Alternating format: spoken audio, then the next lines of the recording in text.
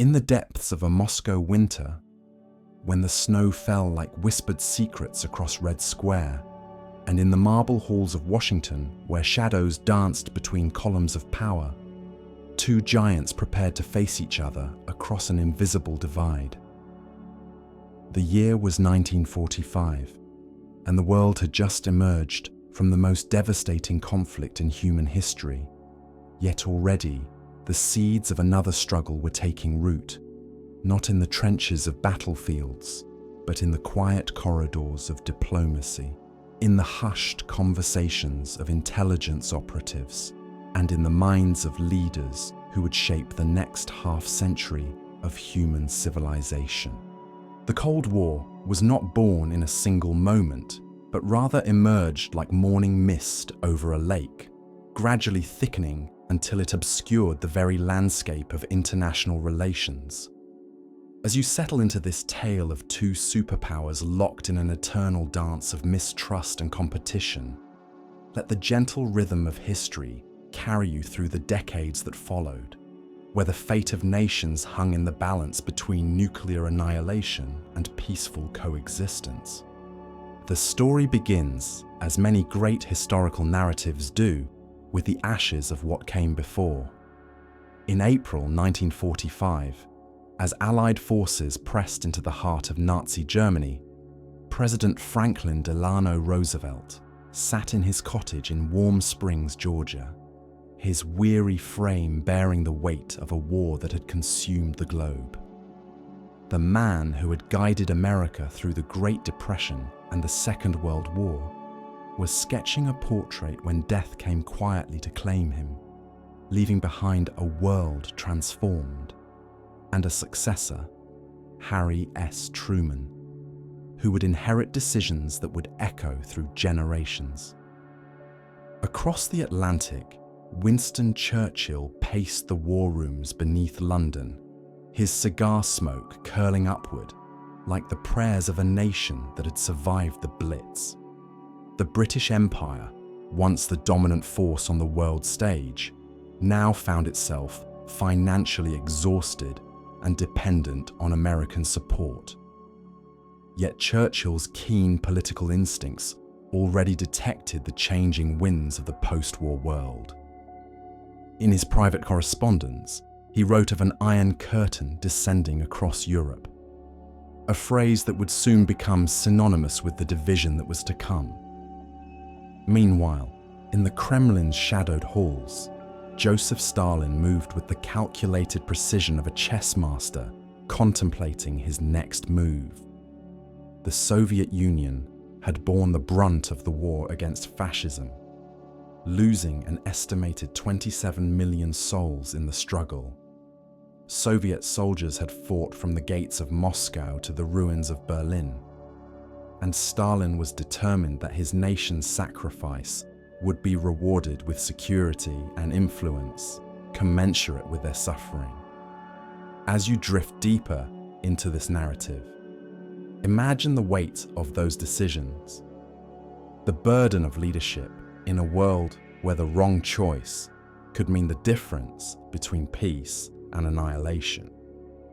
The Yalta Conference in February 1945 had been the last gathering of the Big Three, Roosevelt, Churchill, and Stalin, where the dying Roosevelt, wrapped in his naval cape against the Crimean cold, had sought to build a framework for post-war cooperation. The meeting took place in the Livadia Palace, once the summer retreat of the Russian Tsars, its ornate rooms now hosting discussions that would reshape the map of the world.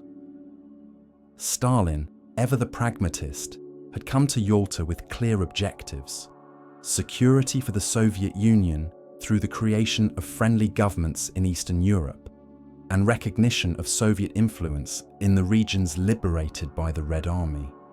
The seeds of discord were already visible in those February days.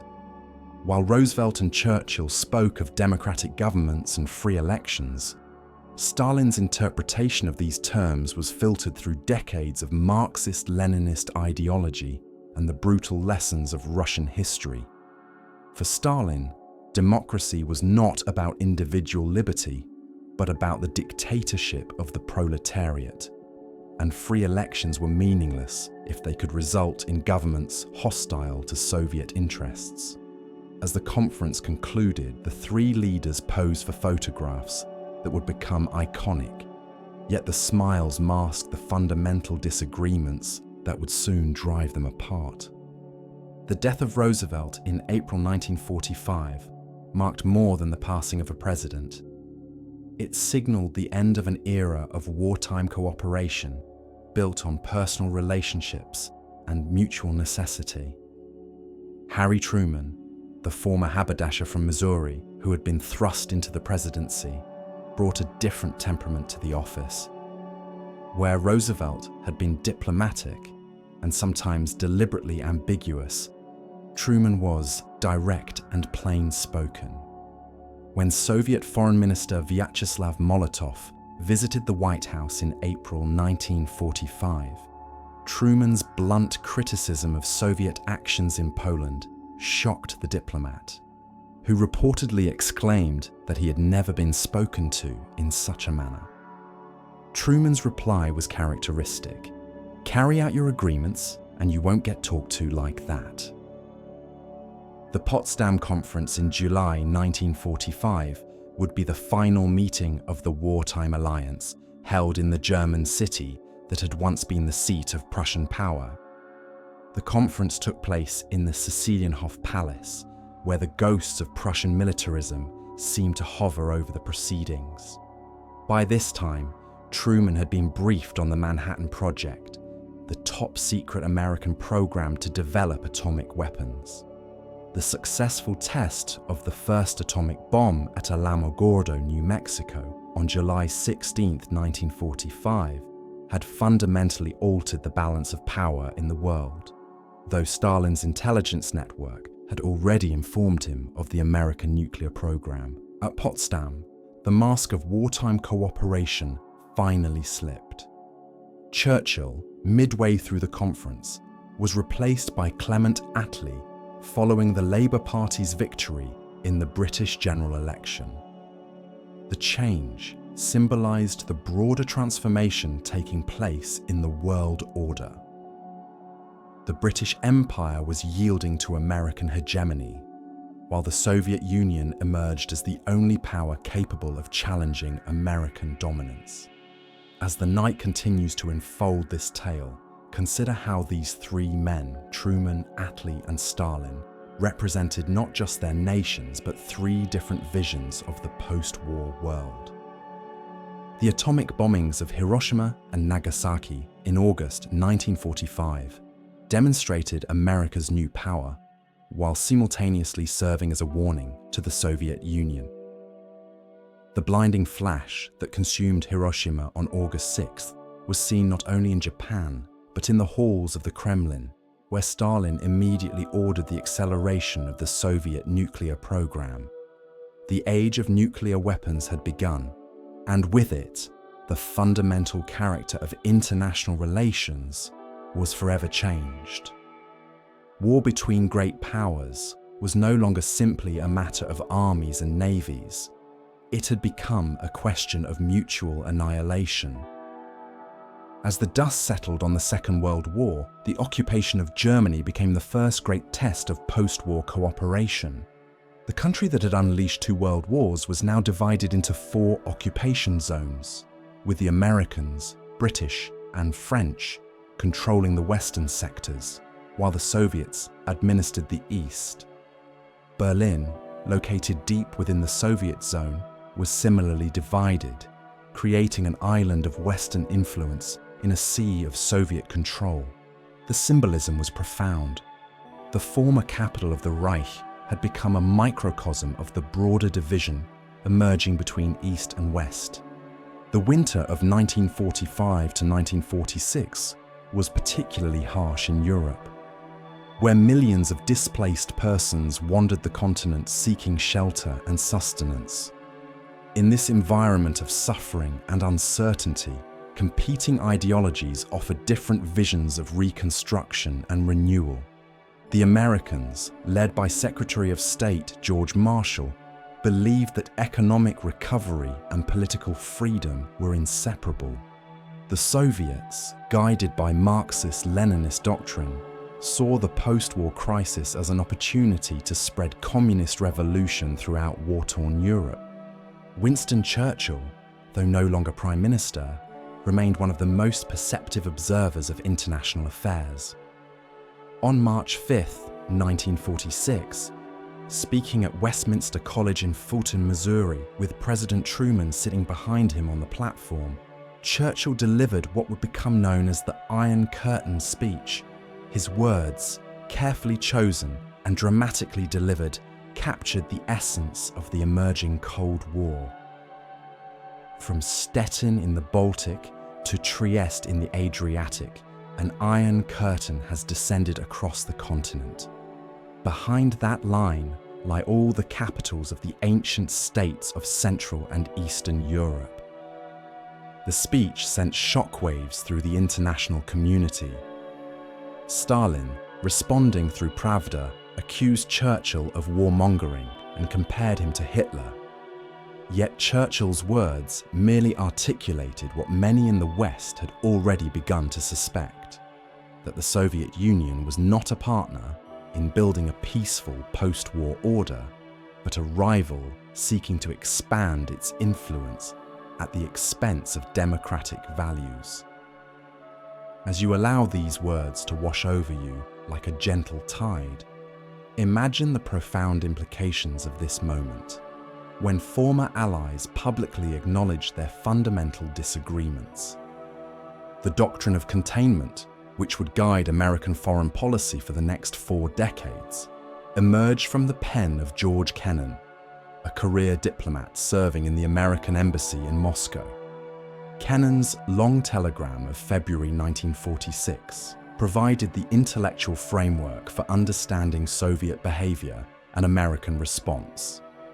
Writing with the precision of an academic and the passion of a patriot, Kennan argued that Soviet expansion was driven not by security concerns, but by the inherent nature of the communist system itself.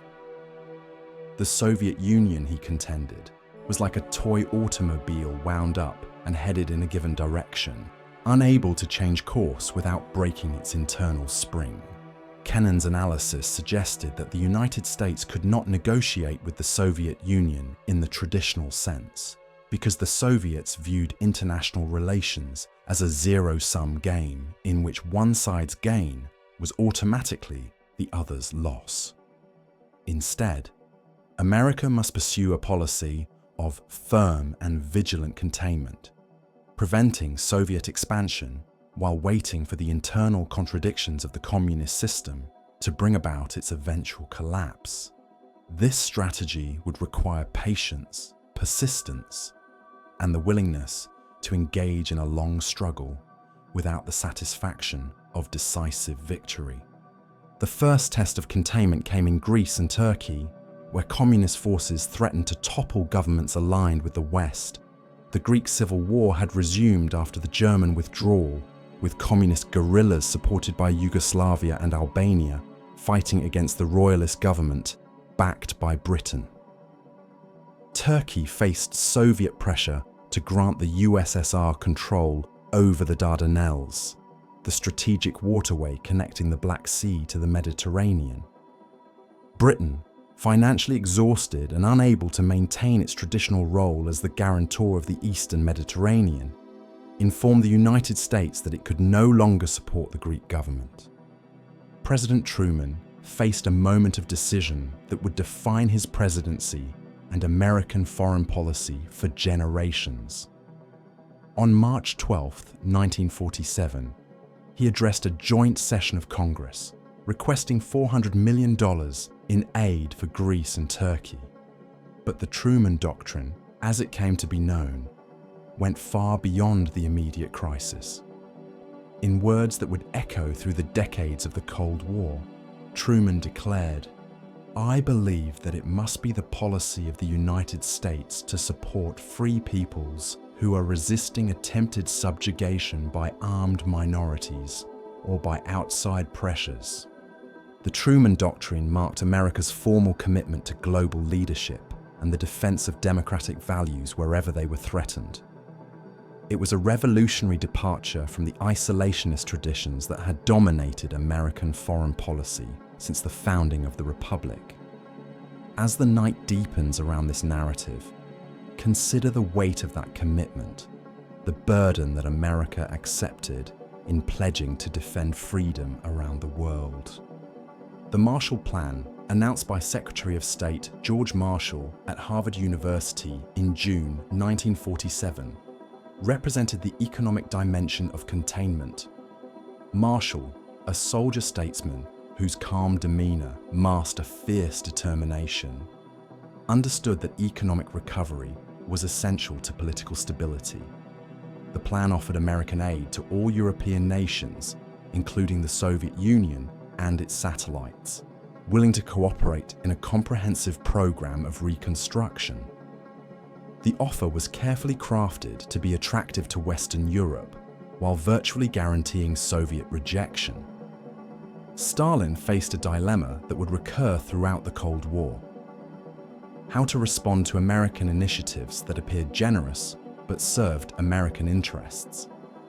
The Marshall Plan promised desperately needed aid to war-torn Europe, but accepting it would mean opening Soviet-controlled economies to American influence and capitalist principles. After initial hesitation, Stalin ordered the Soviet Union and its satellite states to reject Marshall Plan aid, choosing ideological purity over economic assistance. The decision effectively divided Europe into two economic blocs, with Western Europe tied to the American economy and Eastern Europe isolated within the Soviet sphere. The implementation of the Marshall Plan transformed Western Europe over the next 4 years. American aid totaling over $13 billion helped rebuild infrastructure, modernize industry, and stabilize currencies. More importantly, the plan encouraged European integration and cooperation, laying the groundwork for the eventual creation of the European Economic Community and the European Union. The success of the Marshall Plan demonstrated that American economic power could be as effective as military force in achieving foreign policy objectives. The Soviet response to the Marshall Plan was swift and decisive. In September 1947, Stalin convened a meeting of European Communist parties in Poland, where he announced the creation of Cominform, the Communist Information Bureau. The organization served as a tool for coordinating communist activities across Europe and ensuring loyalty to Moscow's directives. The formation of Cominform marked the formal beginning of the Soviet bloc as a unified political and economic entity under Moscow's control. The Czechoslovak coup of February 1948 sent shockwaves through the Western world and demonstrated the reality of Soviet power in Eastern Europe. Czechoslovakia had maintained a precarious independence since the war, with a coalition government that included both communists and Democrats. The Czech Communist Party, led by Klement Gottwald and supported by Soviet advisors, gradually gained control of key ministries, particularly the Interior Ministry that controlled the police. When President Edvard Beneš attempted to dismiss communist ministers, the party responded with a series of demonstrations and strikes that paralyzed the country. The death of Foreign Minister Jan Masaryk on March 10, 1948, symbolized the end of Czech democracy. Masaryk's body was found in the courtyard of the Foreign Ministry, officially ruled a suicide, but widely believed to be murder. The son of Tomáš Masaryk, the founder of Czechoslovakia, Jan Masaryk had represented the hope for a democratic path between East and West. His death marked the final consolidation of communist control over Czechoslovakia and served as a warning to other European democracies about the price of accommodation with Soviet power. The Berlin blockade of 1948 to 1949 brought the Cold War to the edge of hot war and demonstrated the determination of both superpowers to defend their spheres of influence. The crisis began with seemingly technical disputes over currency reform in the western zones of Germany, but quickly escalated into the first major confrontation of the Cold War. On June 24, 1948, Soviet forces began blocking all ground access to West Berlin, cutting off the city from the outside world and threatening to starve its 2 million inhabitants into submission. President Truman faced three options: abandon Berlin, fight through the blockade, or find an alternative means of supplying the city. The first option would have been seen as a defeat for American credibility and the principle of containment. The second risked World War III with a nuclear-armed Soviet Union. Truman chose the third option, the Berlin airlift, one of the most remarkable logistical achievements in military history.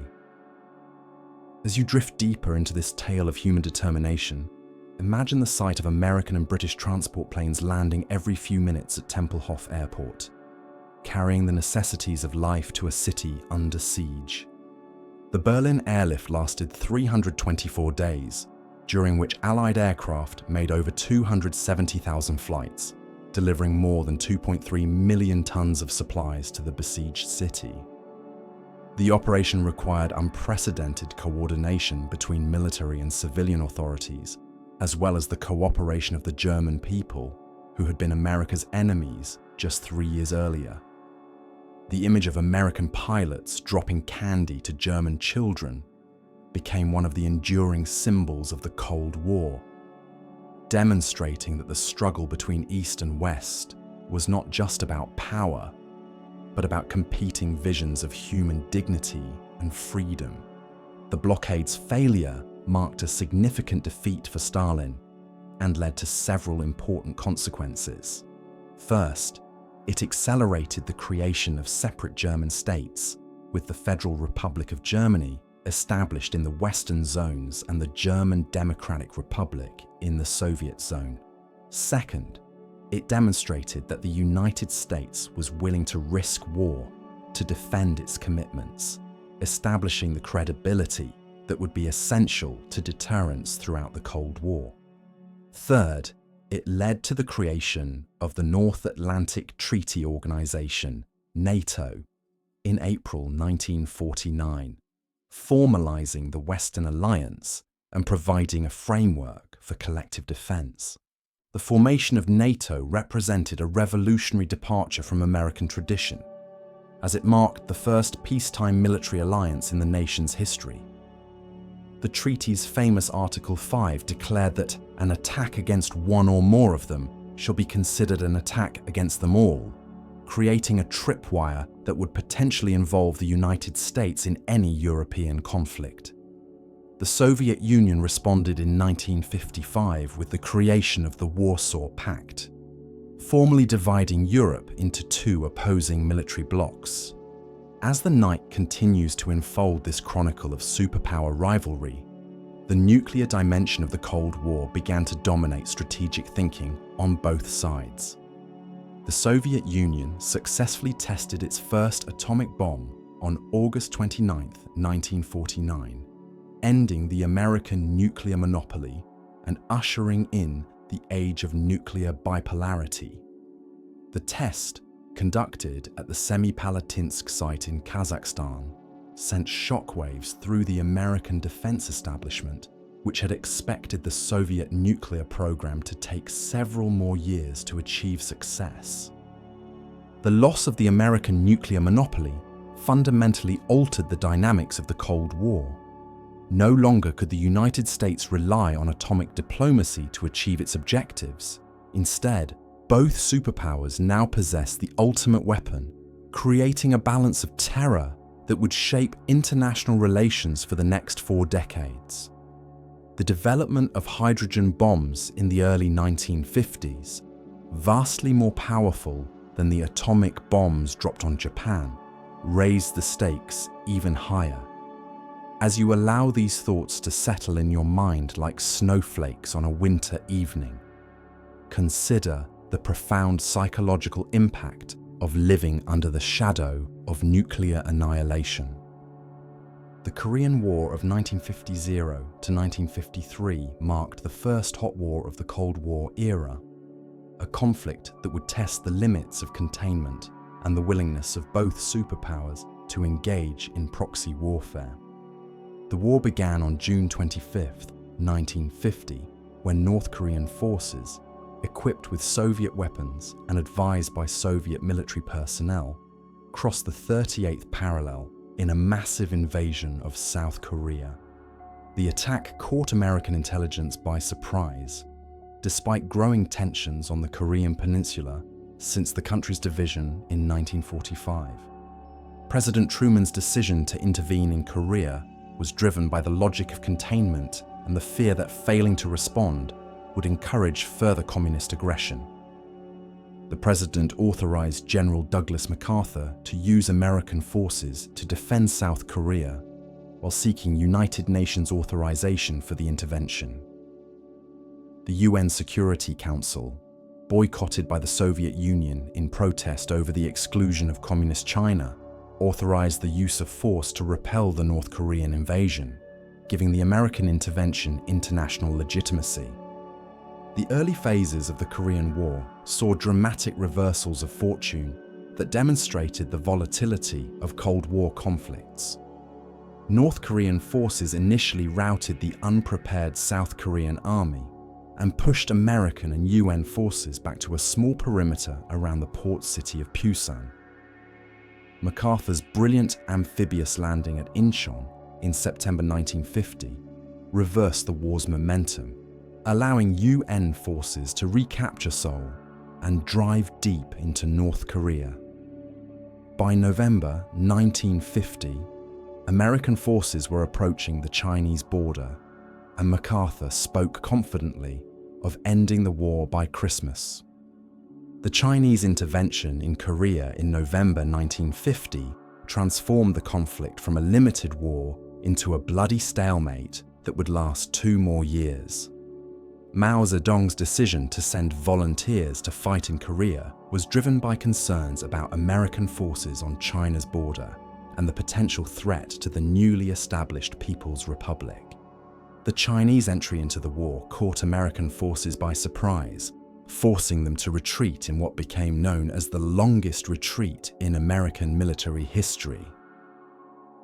The Korean War settled into a grinding stalemate along roughly the same line where it had begun, the 38th parallel.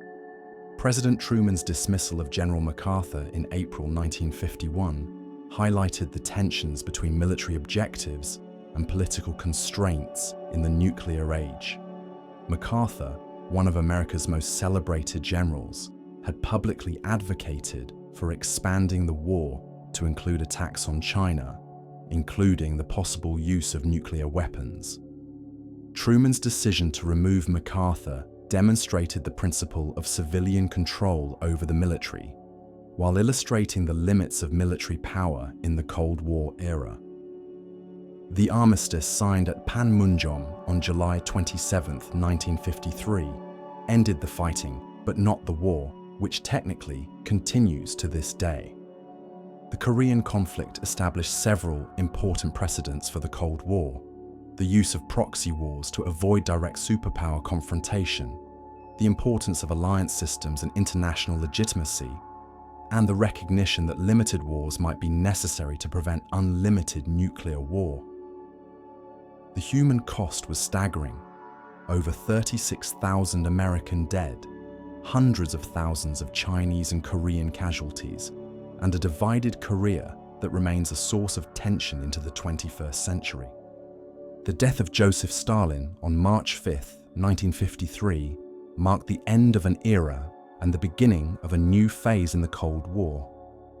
Stalin's death came at the height of the Korean War and amid growing tensions over nuclear weapons and the division of Europe. The dictator who had ruled the Soviet Union for nearly 3 decades died alone in his dacha, surrounded by subordinates too terrified to act decisively in his final hours. His death triggered a succession struggle that would ultimately bring Nikita Khrushchev to power and usher in a period of modest liberalization known as the Thaw. Khrushchev's rise to power marked a significant shift in Soviet policy and Cold War dynamics. Unlike the paranoid and reclusive Stalin, Khrushchev was a man of peasant origins who retained a certain earthiness and spontaneity that often surprised Western observers. His famous secret speech to the 20th Party Congress in February 1956 denounced Stalin's crimes and began the process of de-Stalinization that would reshape the Soviet Union and the communist world. As you drift deeper into this narrative of transformation, imagine the shock of party members hearing their former leader condemned as a tyrant and mass murderer. The Hungarian Revolution of 1956 tested the limits of de-Stalinization and demonstrated that the Soviet Union would not tolerate challenges to its control over Eastern Europe. The revolution began as a student demonstration in Budapest on October 23, 1956, but quickly spread throughout the country as Hungarians demanded democratic reforms and withdrawal from the Warsaw Pact. The reformist government of Imre Nagy initially appeared to have Soviet support.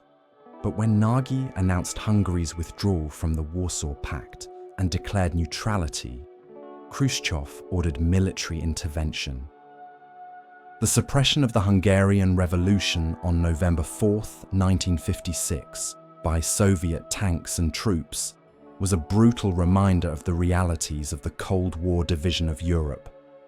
The Hungarian freedom fighters, armed with little more than rifles and Molotov cocktails, fought desperately against overwhelming odds while the world watched in horror. The United States, despite its rhetoric about liberation and rollback, was unwilling to risk nuclear war to aid the Hungarian revolutionaries. The lesson was clear.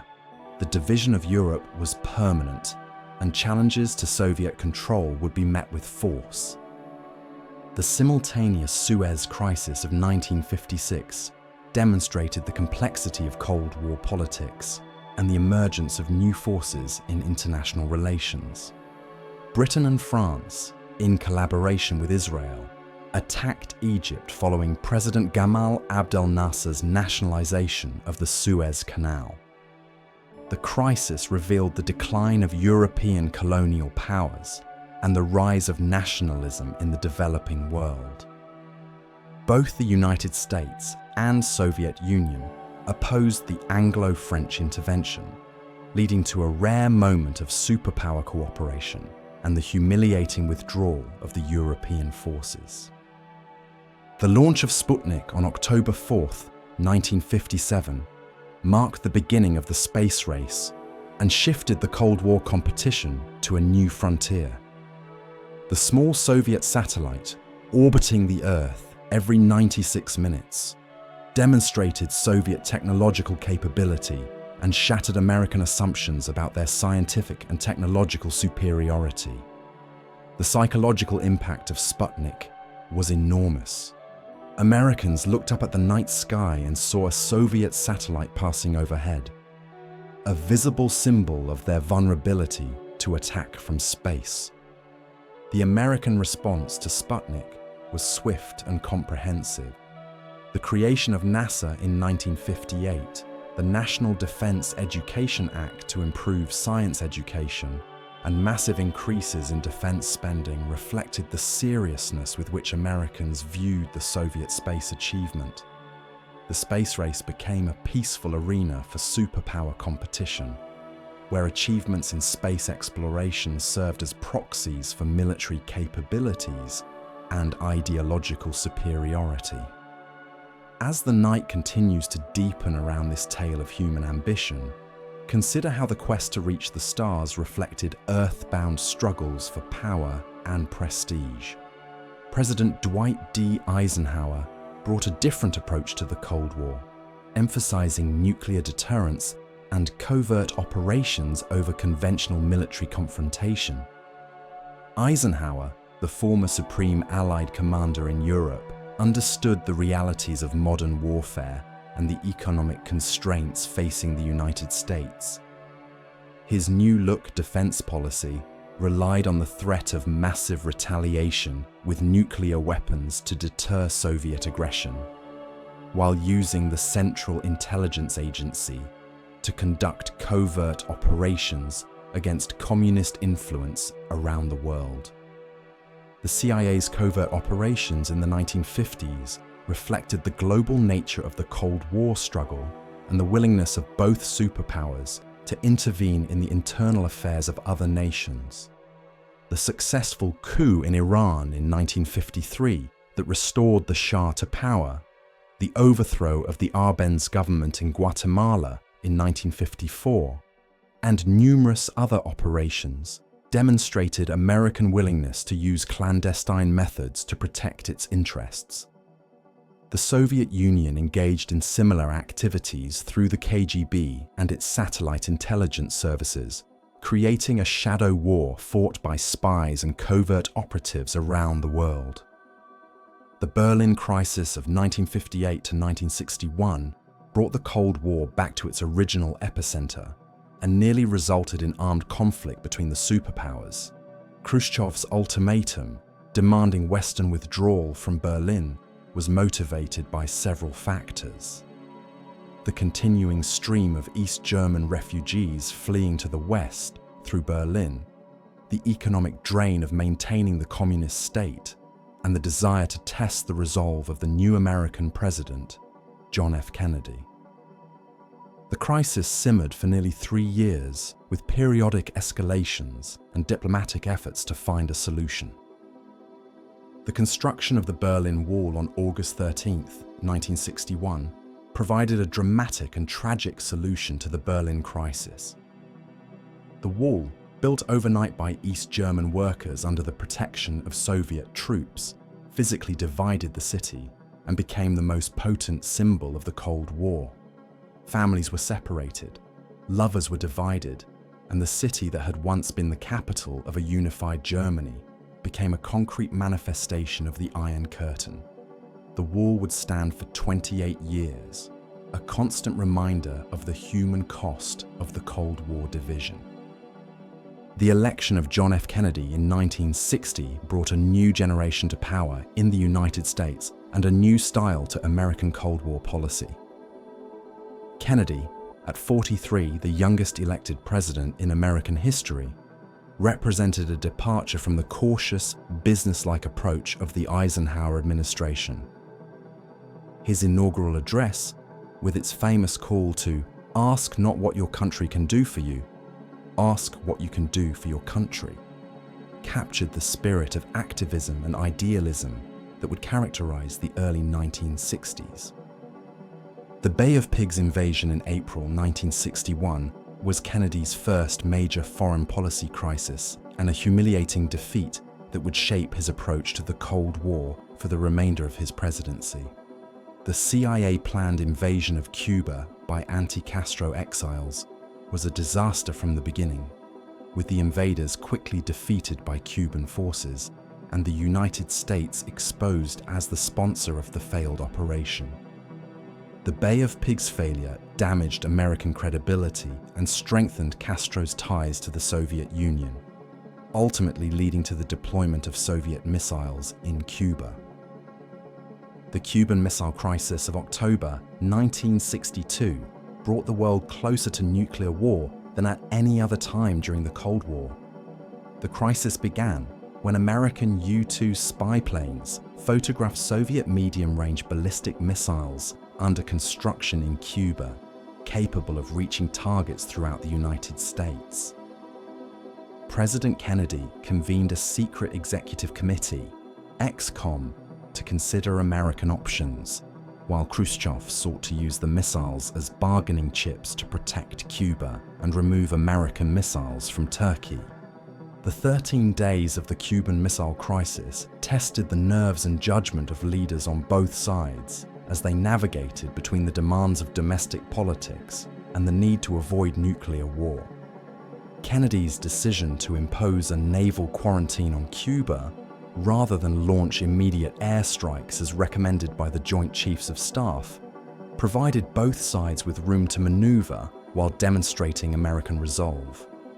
The crisis was ultimately resolved through a combination of public and secret diplomacy, with the Soviets agreeing to remove their missiles from Cuba in exchange for American pledges not to invade the island and the secret removal of American missiles from Turkey. As you allow the tension of those October days to wash over you like a gentle wave, consider how close the world came to nuclear catastrophe. The Cuban Missile Crisis demonstrated both the dangers of nuclear brinksmanship and the possibility of stepping back from the edge of the abyss. The crisis led to improved communications between the superpowers, including the establishment of the hotline between Washington and Moscow, and a shared recognition that nuclear war was too dangerous to be used as a tool of diplomacy. The assassination of John F. Kennedy on November 22, 1963, in Dallas, Texas, shocked the world and marked the end of what many would later remember as a more innocent time in American history. Kennedy's death came at a moment when the Cold War appeared to be evolving toward a more manageable competition, following the resolution of the Cuban Missile Crisis and the signing of the Limited Test Ban Treaty in 1963. His successor, Lyndon B. Johnson, would face the challenge of continuing Kennedy's policies while dealing with the escalating crisis in Vietnam. The Vietnam War became the defining conflict of the 1960s and the most controversial application of the containment doctrine. American involvement in Vietnam had deep roots, stretching back to the Truman administration's support for the French colonial effort against the Viet Minh led by Ho Chi Minh. The Geneva Accords of 1954, which ended the First Indochina War, had temporarily divided Vietnam at the 17th parallel, with elections scheduled for 1956 to reunify the country.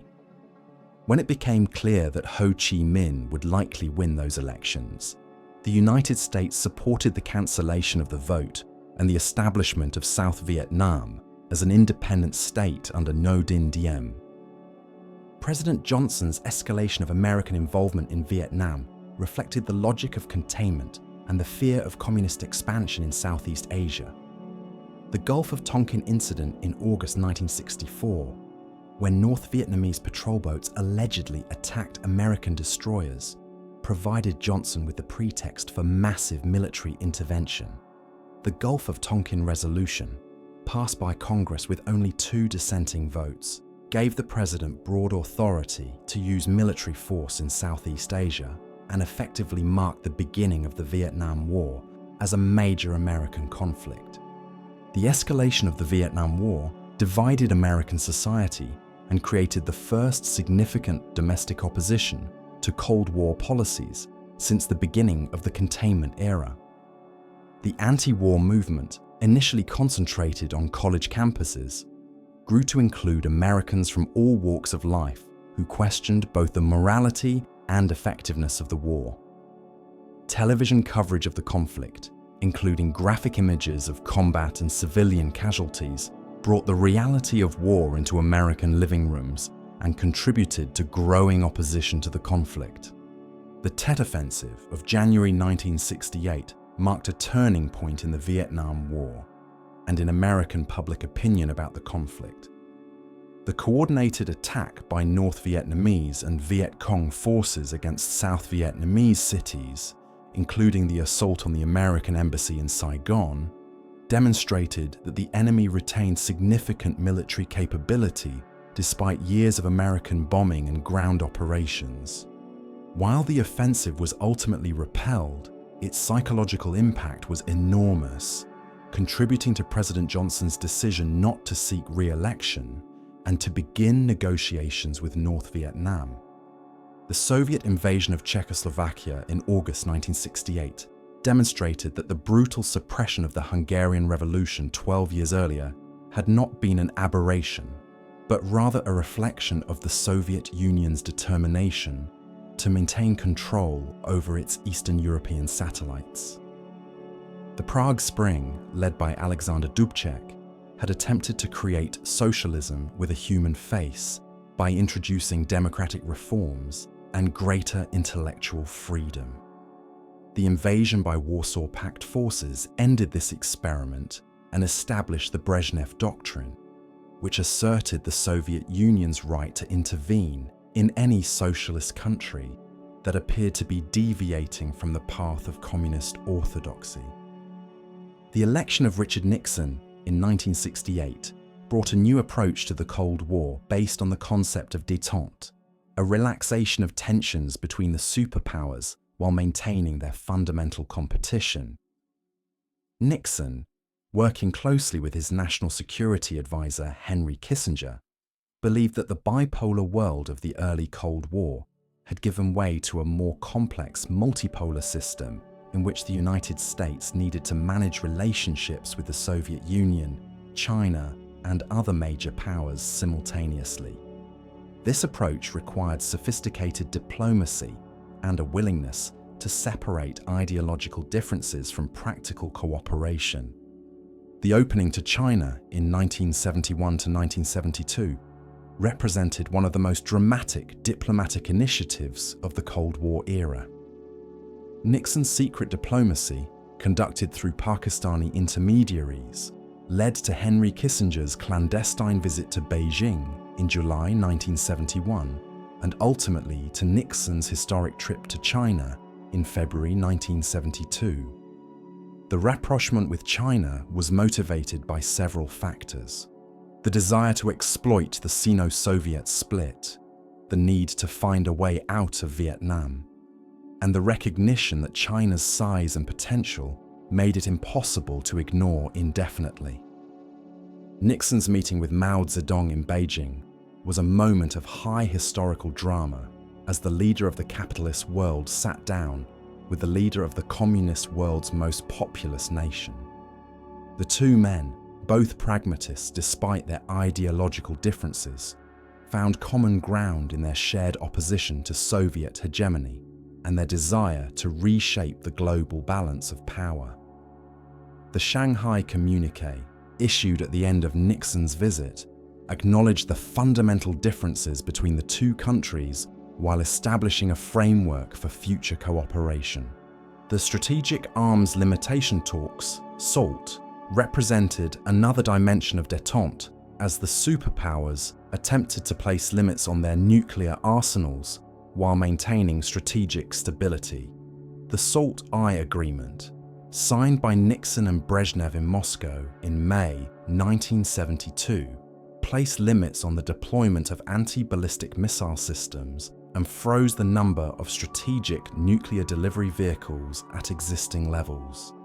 While the agreement did not reduce nuclear arsenals, it represented the first successful effort to limit the arms race and demonstrated that cooperation was possible even in the most sensitive areas of national security. As you drift deeper into this narrative of diplomatic revolution, consider how the early 1970s marked a fundamental shift in Cold War dynamics. The rigid bipolarity of the 1950s and 1960s had given way to a more fluid system in which alliance relationships were no longer fixed and ideological considerations were balanced against practical interests. The détente era demonstrated that the Cold War was not an inevitable or permanent feature of international relations, but rather a particular historical moment that could evolve and change. The Watergate scandal and Nixon's resignation in August 1974 occurred at a crucial moment in the Cold War, disrupting American foreign policy at a time when careful management of superpower relations was essential. The scandal, which began with a seemingly minor break-in at Democratic Party headquarters, ultimately revealed a pattern of abuse of power that destroyed Nixon's presidency and damaged American credibility abroad. The lengthy investigation and impeachment proceedings distracted attention from foreign policy and weakened the president's ability to conduct diplomacy with the Soviet Union and other nations. Gerald Ford's assumption of the presidency following Nixon's resignation brought stability to American government, but also marked the beginning of a more challenging period in superpower relations. Ford, who had never been elected as either president or vice president, faced the difficult task of restoring American credibility while managing the ongoing complexities of détente. The Helsinki Accords of 1975, signed by Ford along with the leaders of 34 other nations, represented both the high point and the beginning of the end of the détente era. The Helsinki Conference, held in the Finnish capital during the summer of 1975, brought together representatives from across Europe and North America to address issues of security, cooperation, and human rights. The resulting accords were divided into 3 baskets, the first dealing with security issues and the inviolability of borders, the second with economic and technological cooperation, and the third with human rights and humanitarian concerns. The Soviet Union achieved its primary objective of gaining Western recognition of the post-war European borders, while the West succeeded in placing human rights on the international agenda. The human rights provisions of Helsinki would prove to be one of the most significant developments of the Cold War, providing a framework for dissidents throughout Eastern Europe to challenge their governments. The Accords committed all signatory nations to respect fundamental freedoms, including freedom of thought, conscience, religion, and belief. These commitments, initially viewed by Soviet leaders as mere propaganda, would eventually become powerful tools for opposition movements throughout the communist world. The fall of Saigon on April 30th, 1975 marked the end of the Vietnam War and the most significant defeat in American history. The images of helicopters evacuating personnel from the American embassy roof became iconic symbols of American failure, while the communist victory in Vietnam raised questions about the effectiveness of containment and the credibility of American commitments worldwide. The war had cost 58,000 American lives, hundreds of thousands of Vietnamese casualties, and billions of dollars, while dividing American society and undermining confidence in government institutions. The Vietnam War's conclusion had profound implications for the Cold War beyond the immediate strategic consequences. The war had demonstrated the limits of American power and the dangers of military intervention in complex political situations. The Vietnam Syndrome would influence American foreign policy for the next decade, making presidents and Congress more cautious about military commitments and more skeptical of claims about the necessity of intervention to protect national security. Meanwhile, the Soviet Union appeared to be gaining ground in what would become known as the Third World, as newly independent nations in Africa, Asia, and Latin America sought alternatives to both capitalist and communist models of development. The Angolan Civil War, which began in 1975 following Portuguese withdrawal from the colony, became a proxy conflict between the superpowers. The Soviet Union and Cuba provided military support to the People's Movement for the Liberation of Angola, MPLA, while the United States and South Africa backed the National Union for the Total Independence of Angola, UNITA. The conflict would continue for decades, illustrating the global reach of superpower competition. The election of Jimmy Carter in 1976 brought a different approach to the Cold War, emphasizing human rights and moral leadership over the realpolitik that had characterized the Nixon-Kissinger era. Carter, a former governor of Georgia who had campaigned as an outsider, believed that American foreign policy had become too cynical and accommodating to dictatorial regimes. His inaugural address proclaimed that our commitment to human rights must be absolute, signaling a new emphasis on moral considerations in foreign policy. Carter's human rights policy created tensions with both allies and adversaries, as the administration criticized authoritarian governments regardless of their alignment in the Cold War. Traditional American allies like the Shah of Iran and President Marcos of the Philippines found themselves subjected to American pressure for democratic reforms, while communist governments faced increased scrutiny for their treatment of dissidents and minorities. This even-handed approach reflected Carter's sincere commitment to universal human rights, but also complicated American diplomatic relationships around the world.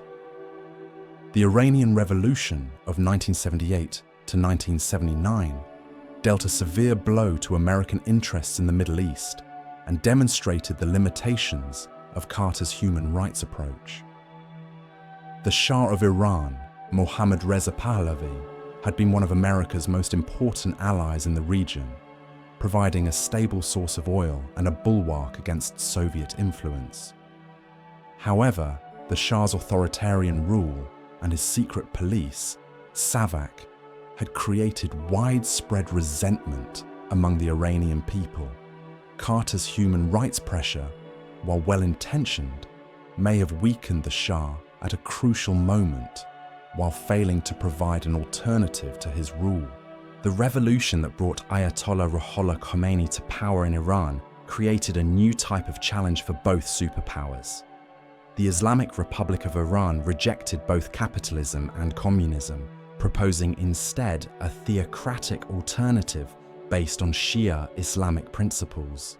The revolution's anti-American rhetoric, epitomized by the slogan "Death to America," reflected not only opposition to American support for the Shah, but also a broader rejection of Western secular values.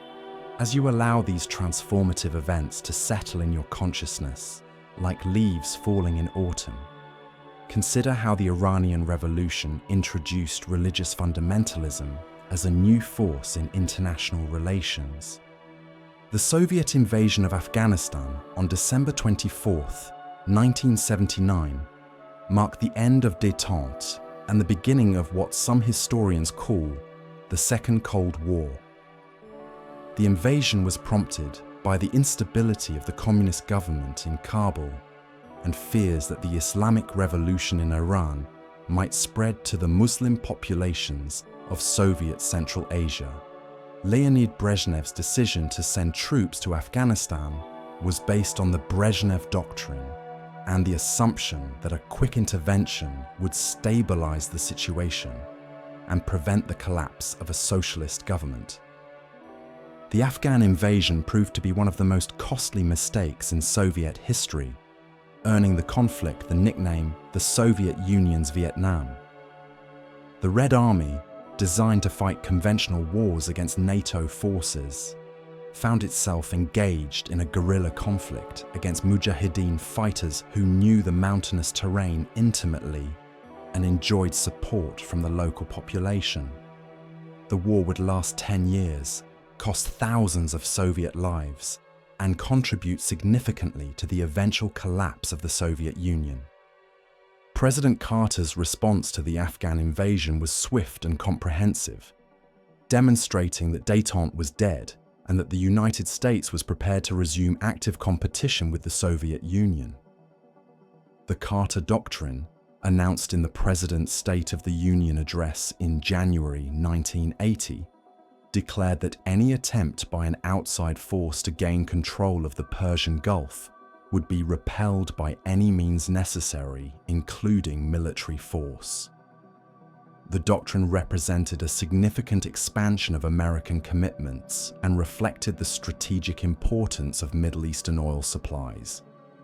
The American response to the Soviet invasion included military aid to the Afghan Mujahideen, coordinated through Pakistan and Saudi Arabia.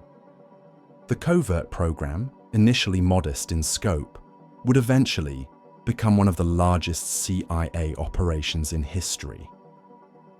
American-supplied weapons, including the devastating Stinger anti-aircraft missiles, helped level the playing field between the guerrillas and the Soviet military. The irony was profound. The United States was supporting Islamic fundamentalists against a secular communist government, a decision that would have far-reaching consequences for American security in the decades to come. The election of Ronald Reagan in 1980 brought to power a president who had spent decades criticizing détente and calling for a more confrontational approach to the Soviet Union. Reagan, the former governor of California and Hollywood actor, possessed an intuitive understanding of the power of symbols and rhetoric in politics. His characterization of the Soviet Union as an evil empire and his prediction that communism would end up on the ash heap of history reflected both his personal convictions and his political strategy of challenging the Soviet Union on ideological grounds. Reagan's military buildup during the early 1980s was the largest peacetime expansion of American defense spending in history. The administration increased defense spending by over 40% during Reagan's first term, funding new weapons systems, expanding the Navy, and modernizing nuclear forces. The Strategic Defense Initiative, SDI, announced by Reagan in March 1983, proposed to use advanced technology to create a defensive shield against ballistic missiles.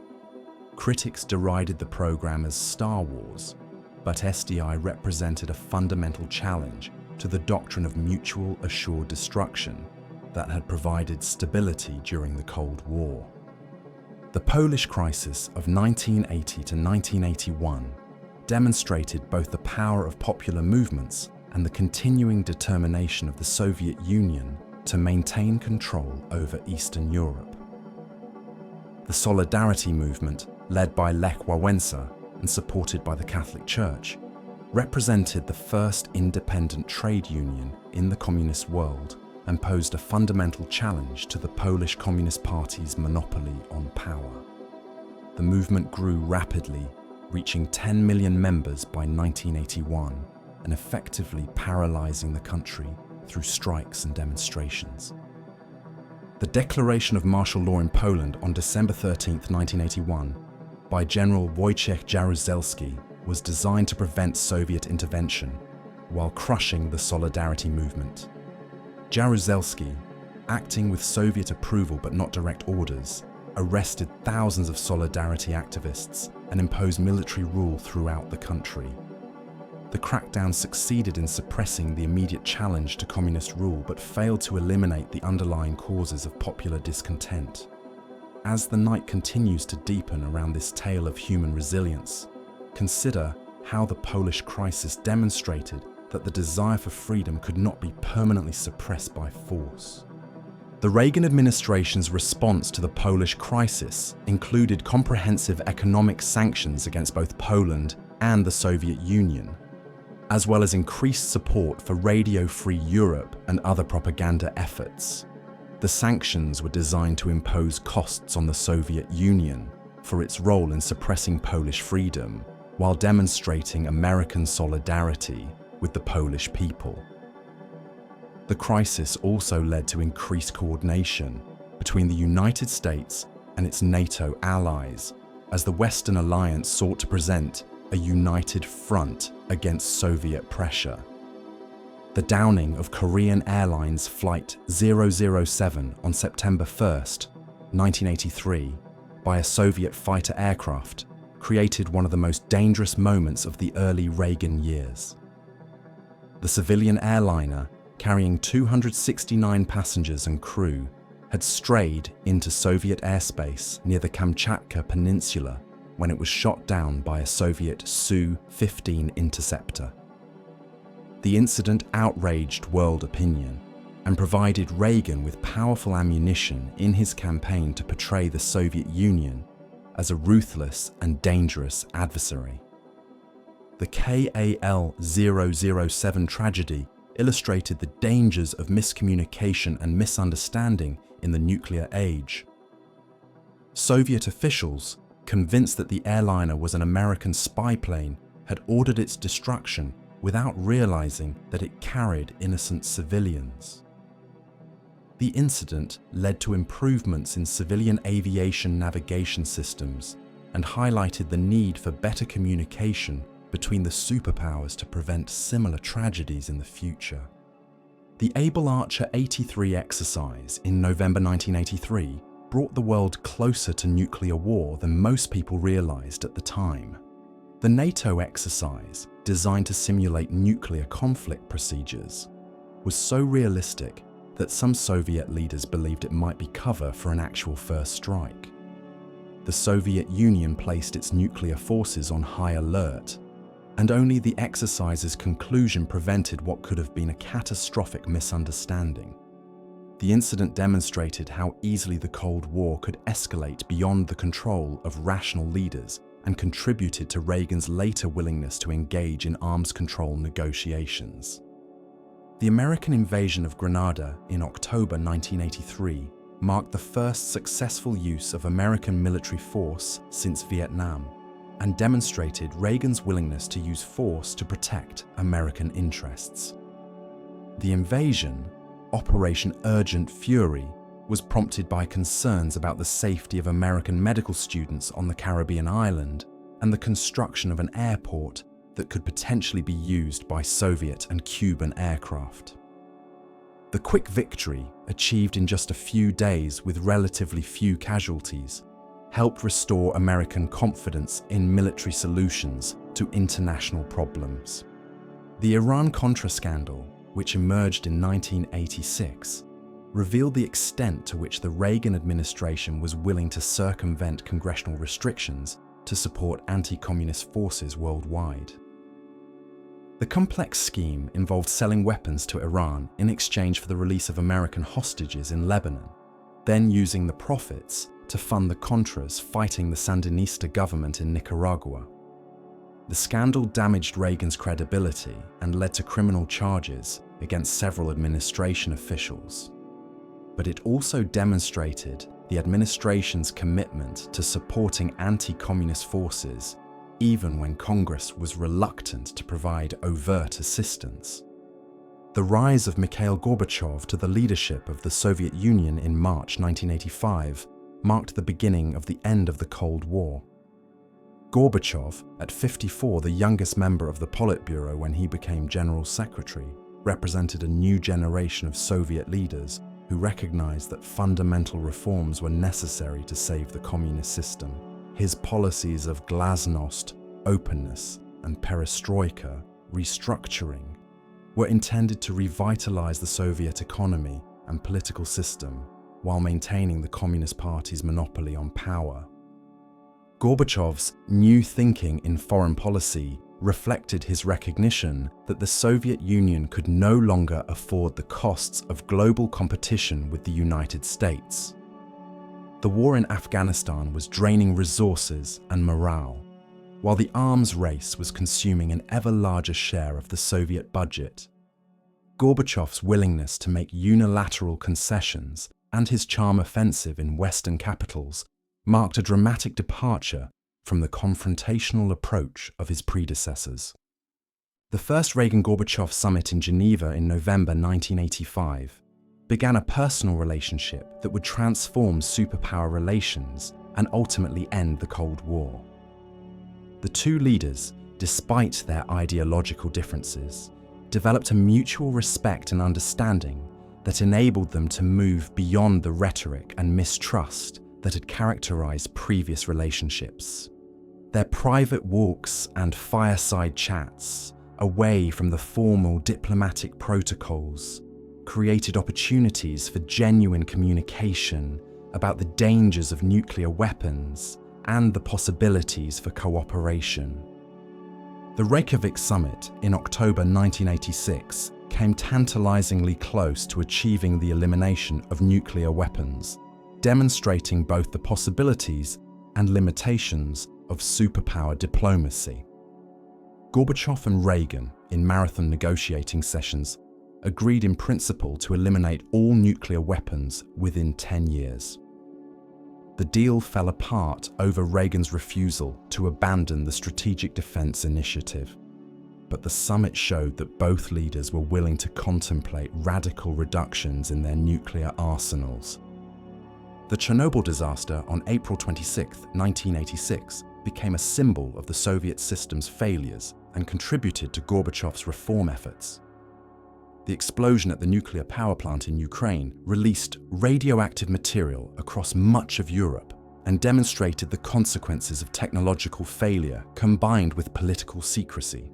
Gorbachev's initial response to the disaster was typically Soviet: denial, cover-up, and minimization. But the international dimensions of the crisis forced greater openness and transparency. As you drift deeper into this narrative of transformation, consider how a nuclear accident became a catalyst for political change. The Intermediate Range Nuclear Forces (INF) Treaty, signed by Reagan and Gorbachev in Washington in December 1987, marked the first time the superpowers had agreed to eliminate an entire class of nuclear weapons. The treaty required the destruction of all intermediate-range missiles in Europe, addressing one of the most contentious issues in NATO-Soviet relations. The agreement was made possible by Gorbachev's willingness to accept Reagan's zero-option proposal and his agreement to intrusive verification measures that would have been unthinkable under previous Soviet leaders. The Soviet withdrawal from Afghanistan, completed in February 1989, marked the end of the Soviet Union's last major military intervention and symbolized the broader retreat from global commitments that characterized Gorbachev's foreign policy. The decision to withdraw was driven by the war's enormous costs in lives and resources, as well as Gorbachev's recognition that the conflict was undermining his domestic reform efforts. The withdrawal was conducted with dignity and military professionalism, but it left behind a devastated country and a civil war that would continue for years. The fall of the Berlin Wall on November 9, 1989, provided the most dramatic symbol of the Cold War's end and the collapse of communist authority in Eastern Europe. The opening of the wall was precipitated by a series of events that began with Hungary's decision to open its border with Austria, creating a breach in the Iron Curtain through which East Germans could escape to the west. The exodus of thousands of East Germans through Hungary and Czechoslovakia put enormous pressure on the East German government and ultimately made the wall's continued existence untenable. The images of jubilant Berliners attacking the wall with hammers and pickaxes were broadcast around the world, symbolizing the triumph of freedom over tyranny and the end of a divided Europe. Families separated for decades were reunited, and the city that had been the symbol of division became the symbol of unity. The fall of the Berlin Wall was both a cause and a consequence of the broader collapse of communist authority in Eastern Europe, as the domino effect that American policymakers had long feared in the opposite direction finally occurred. The revolutions of 1989 swept across Eastern Europe with breathtaking speed, toppling communist governments that had seemed permanent just months earlier. The Velvet Revolution in Czechoslovakia, led by playwright Václav Havel, brought down the communist government without violence and demonstrated the power of moral authority over political force. The Romanian Revolution was more violent, ending with the execution of dictator Nicolae Ceausescu and his wife Elena on Christmas Day 1989. Poland's transition to democracy was more gradual, building on the solidarity movement's earlier challenges to communist rule. Gorbachev's decision not to intervene to save the communist governments of Eastern Europe marked a fundamental break with Soviet policy and effectively ended the Brezhnev Doctrine. The Soviet leader recognized that military intervention would be both costly and counterproductive, undermining his reform efforts at home and his improving relationship with the West. His spokesman's joking reference to the Sinatra Doctrine, letting Eastern European countries do it their way, captured the essence of the new Soviet approach. The reunification of Germany, achieved on October 3, 1990, represented the peaceful resolution of one of the Cold War's most intractable problems. The process was managed skillfully by West German Chancellor Helmut Kohl, who seized the opportunity created by the fall of the Berlin Wall to achieve the goal that had eluded German leaders for 4 decades. The reunification was accomplished through a combination of West German economic power, Soviet acquiescence, and American diplomatic support. The dissolution of the Warsaw Pact in July 1991 formally ended the military alliance that had symbolized Soviet control over Eastern Europe for 36 years. The alliance, created in response to West Germany's admission to NATO in 1955, had served as the instrument of Soviet intervention in Hungary and Czechoslovakia. Its peaceful dissolution marked the end of the bipolar military confrontation that had defined the Cold War and opened the way for former Soviet satellites to seek membership in NATO and other Western institutions. George H.W. Bush's presidency coincided with the final phase of the Cold War and the challenge of managing the transition to a post-Cold War world order. Bush, who had served as Reagan's vice president and previously as CIA director and ambassador to China, brought extensive foreign policy experience to the presidency. His cautious and deliberate approach to the rapidly changing international situation reflected both his personal temperament and his recognition of the delicate nature of the transition. The Malta summit between Bush and Gorbachev in December 1989 officially ended the Cold War, with both leaders declaring that their countries were no longer adversaries. The meeting, held aboard ships in the Mediterranean due to stormy weather, symbolized the turbulent nature of the transition from rivalry to cooperation. Bush's careful approach to supporting Gorbachev while managing the concerns of NATO allies demonstrated the complexity of ending a conflict that had defined international relations for 4 decades. The Gulf War of 1991 demonstrated both the possibilities for superpower cooperation in the post-Cold War era and the emergence of new types of international challenges. Iraq's invasion of Kuwait in August 1990 violated the principle of territorial integrity that both superpowers supported, enabling the United States and Soviet Union to cooperate in condemning the aggression and supporting international sanctions. The successful coalition that expelled Iraqi forces from Kuwait showed how the end of the Cold War had created new possibilities for collective security. The failed coup attempt in Moscow in August 1991 marked the beginning of the end for both Gorbachev and the Soviet Union itself. The coup, led by hardliners opposed to Gorbachev's reforms, failed largely due to the resistance of Boris Yeltsin and the people of Moscow, who rallied to defend the Russian parliament building. The failure of the coup fatally weakened Gorbachev's authority and accelerated the process of Soviet disintegration that he had been trying to manage and control. As you allow the weight of these momentous events to settle over you like the quiet of evening, consider how the failed coup demonstrated that the forces of change that Gorbachev had unleashed could not be contained or controlled. The Soviet Union, which had seemed like a permanent feature of the international system, was revealed to be as fragile as any other human institution when it lost the support of its own people. Boris Yeltsin's emergence as the dominant figure in Russian politics represented both continuity and change in the transition from the Soviet Union to the Russian Federation. Yeltsin, who had been dismissed from the Politburo by Gorbachev for his criticism of the slow pace of reform, embodied a more radical approach to economic and political transformation. His election as president of the Russian Soviet Federative Socialist Republic in June 1991 gave him a democratic legitimacy that Gorbachev lacked, and his dramatic resistance to the August coup made him a hero to many Russians.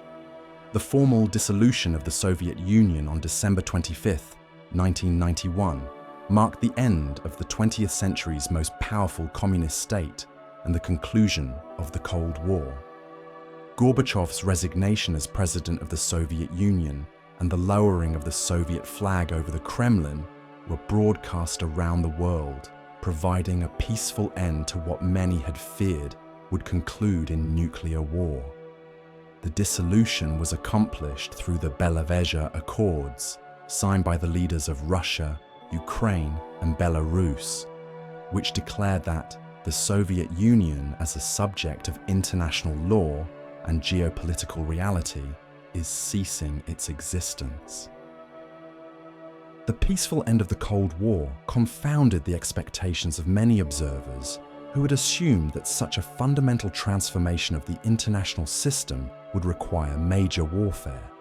Instead, the conflict that had defined international relations for nearly half a century ended not with a bang, but with the quiet resignation of an elderly man in the Kremlin. The absence of violence in this transition was largely due to the wisdom and restraint of leaders on both sides who recognized that their people's interests were better served by cooperation than continued confrontation. The legacy of the Cold War extends far beyond the simple fact of its peaceful conclusion, shaping the world in ways that continue to influence international relations into the 21st century. The nuclear weapons developed during the Cold War remain a persistent threat to human survival, while the institutions created to manage superpower competition, NATO, the United Nations Security Council, various arms control treaties, continue to play important roles in international security. The ideological struggle between capitalism and communism that animated the Cold War was largely resolved in favor of market economies and democratic governance, though new forms of authoritarianism have emerged to challenge liberal democratic values. The economic costs of the Cold War were enormous for both superpowers, but particularly devastating for the Soviet Union, whose command economy proved unable to compete with the market economies of the West. The military-industrial complex that developed in both countries during the Cold War created powerful interests that continued to shape defense policy long after the Soviet threat had disappeared. The technologies developed for military purposes during the Cold War, from computers to satellites to the internet, found civilian applications that transformed daily life around the world. The human costs of the Cold War were incalculable, including not only the soldiers who died in proxy wars from Korea to Afghanistan, but also the millions of people who lived under oppressive governments justified by Cold War necessities. The division of families, the suppression of dissent, and the climate of fear and suspicion that characterized life during the Cold War left lasting scars on individuals and societies around the world. The refugees who fled communist countries, often at great personal risk, testified to the human desire for freedom that ultimately proved stronger than ideological indoctrination. The intelligence agencies that grew powerful during the Cold War, from the CIA to the KGB, developed capabilities and methods that outlasted the conflict for which they were created. The culture of secrecy and covert operations that characterized the Cold War became institutionalized in ways that continue to influence government behavior in democratic societies. The question of how to balance security needs with democratic accountability, raised acutely during the Cold War, remains relevant in addressing contemporary challenges like terrorism and cyber warfare. The cultural impact of the Cold War was profound, influencing literature, film, music, and art in both East and West. The space race captured popular imagination and inspired a generation of scientists and engineers, while the threat of nuclear war influenced everything from popular music to urban planning. The Cold War created a shared global vocabulary of concepts and symbols, from the Iron Curtain to the Berlin Wall to the nuclear mushroom cloud, that continue to shape how people think about international relations and security. The end of the Cold War also marked the beginning of American global hegemony, as the United States emerged as the world's sole superpower.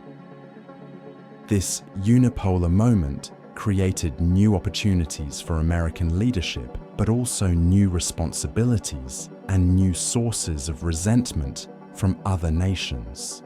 The challenge of managing global leadership without the organizing principle of anti-communist containment would prove difficult for American policymakers in the decades that followed.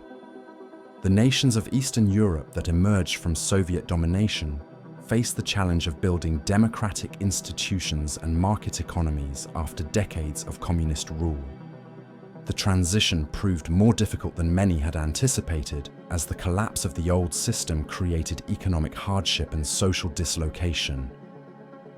The expansion of NATO and the European Union to include former Soviet satellites represented the successful integration of these countries into Western institutions, but also created new tensions with Russia, which viewed this expansion as a threat to its security interests.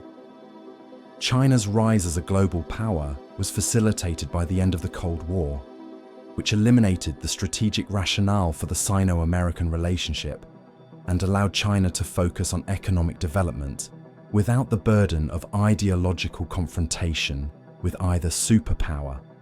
The Chinese leadership's decision to pursue market reforms while maintaining communist political control created a new model of authoritarian capitalism that challenged the assumption that economic development would necessarily lead to political democratization. The developing world, which had been the battleground for many Cold War proxy conflicts, found itself marginalized in the post-Cold War era as superpower attention shifted elsewhere.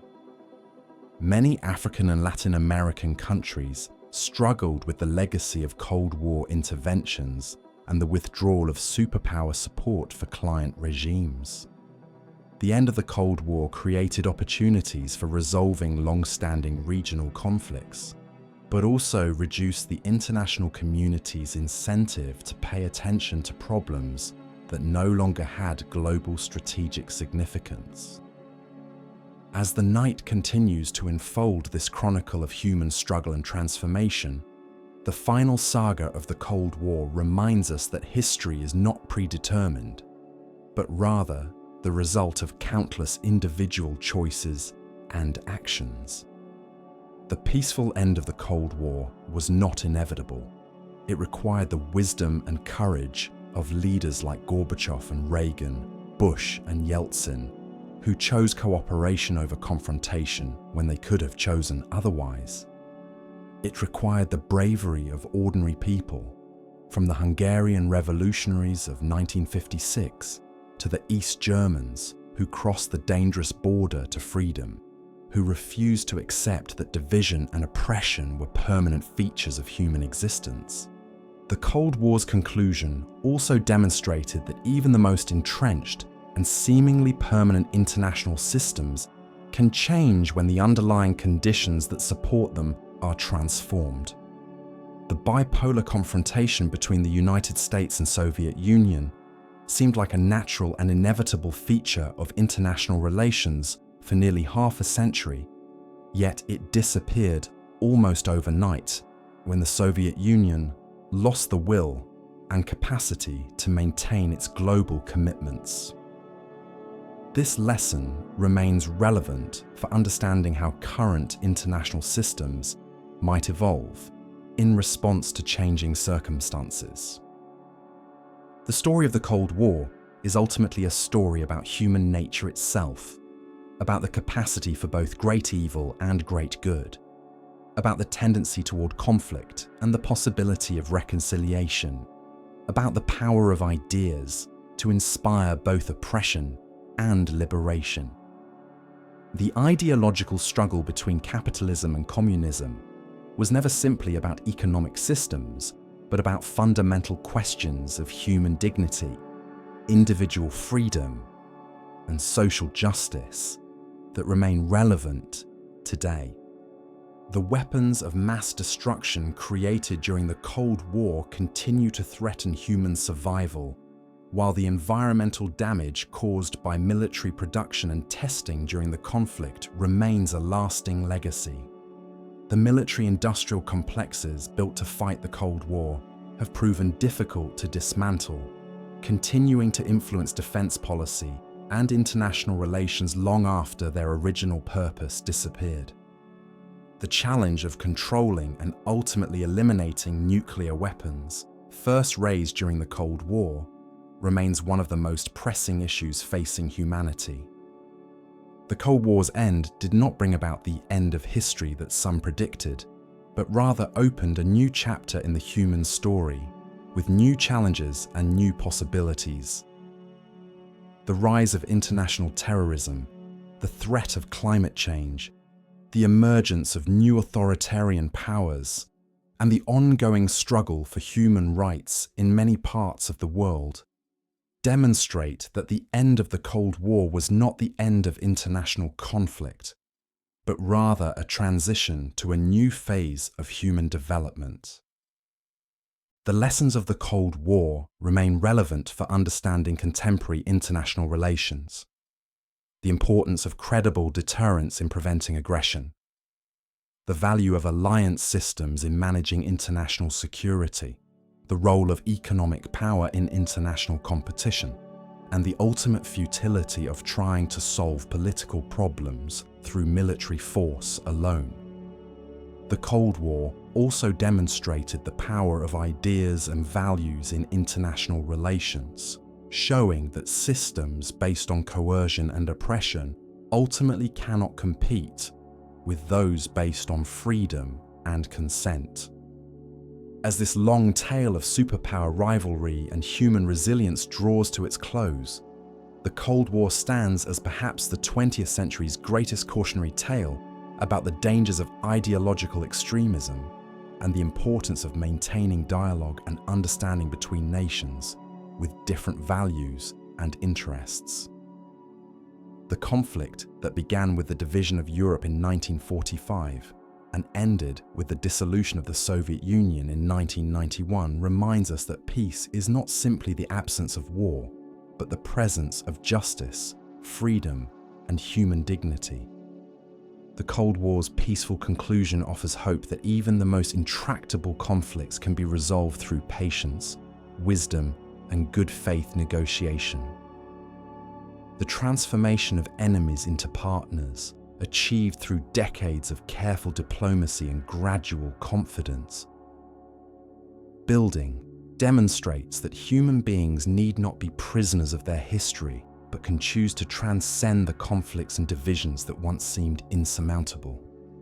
In the end, the Cold War was won not by superior weapons or military strategy, but by the power of freedom itself, the recognition that systems based on the consent of the governed ultimately prove stronger than those based on force and fear. The millions of people who chose freedom over security, who risked their lives to cross fortified borders, who refused to accept that oppression was their permanent fate, ultimately proved that the human spirit cannot be permanently suppressed by political systems, however powerful they may appear. The architects of the Cold War were men shaped by the experiences of their youth and the lessons they drew from the great conflicts of the 20th century. Joseph Stalin, born Yoseb Yughashvili in the Georgian village of Gori in 1878, carried with him the scars of poverty, religious education, and revolutionary struggle. His transformation from seminary student to revolutionary, from bank robber to Bolshevik leader, reflected the violent upheavals that characterized Russian society in the early 20th century. The paranoia and brutality that marked his leadership were forged in the underground world of revolutionary conspiracy and the savage politics of Lenin's inner circle. Harry Truman's journey from failed haberdasher to President of the United States seemed to embody the American dream. Yet it also reflected the uncertainties and anxieties of ordinary Americans confronting unprecedented global responsibilities. Born on a Missouri farm in 1884, Truman's early failures in business and his late entry into politics gave him a humility and directness that contrasted sharply with the aristocratic bearing of Franklin Roosevelt. His decision to use atomic weapons against Japan and his embrace of global leadership marked the transformation of America from a reluctant great power to the leader of the free world. Winston Churchill's long life spanned the entire arc of British imperial power, from its Victorian zenith to its post-war decline. Born into the aristocratic world of late 19th century Britain, Churchill witnessed and participated in the colonial wars that expanded the empire, the world wars that preserved it, and the Cold War that marked its transition to junior partnership with the United States. His prescient warnings about both Nazi Germany and Soviet expansionism reflected his deep understanding of power politics and his unwavering commitment to human freedom. The cultural dimensions of the Cold War extended far beyond the formal spheres of diplomacy and military strategy, penetrating into the daily lives of ordinary people on both sides of the Iron Curtain. In the United States, the threat of communist infiltration led to the McCarthy era, when accusations of disloyalty destroyed careers and created an atmosphere of suspicion and conformity. The House Un-American Activities Committee's investigations of Hollywood, the loyalty oaths required of government employees, and the execution of Julius and Ethel Rosenberg for atomic espionage reflected the deep anxieties that the Cold War created in American society. Senator Joseph McCarthy's rise and fall illustrated both the power and the dangers of anti-communist sentiment in American politics. McCarthy, a previously obscure senator from Wisconsin, gained national prominence with his claim in February 1950 that he possessed a list of known communists working in the State Department. His aggressive tactics and unsubstantiated accusations created a climate of fear that extended far beyond government circles, affecting universities, labor unions, and cultural institutions. The Army McCarthy hearings of 1954, broadcast live on television, finally exposed McCarthy's methods to public scrutiny and led to his censure by the Senate. The impact of McCarthyism on American intellectual and cultural life was profound and lasting. Many talented individuals were blacklisted from their professions, while others practiced self-censorship to avoid accusations of disloyalty.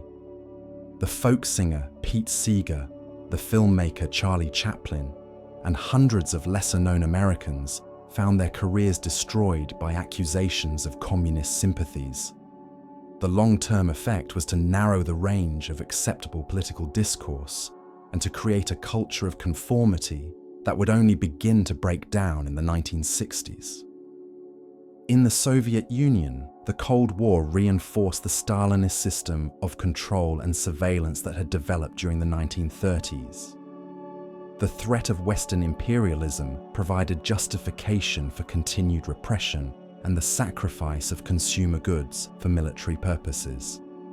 The Soviet Union's cultural isolation from the West was nearly complete, with foreign travel restricted to a small elite and Western books, films and music, banned or heavily censored.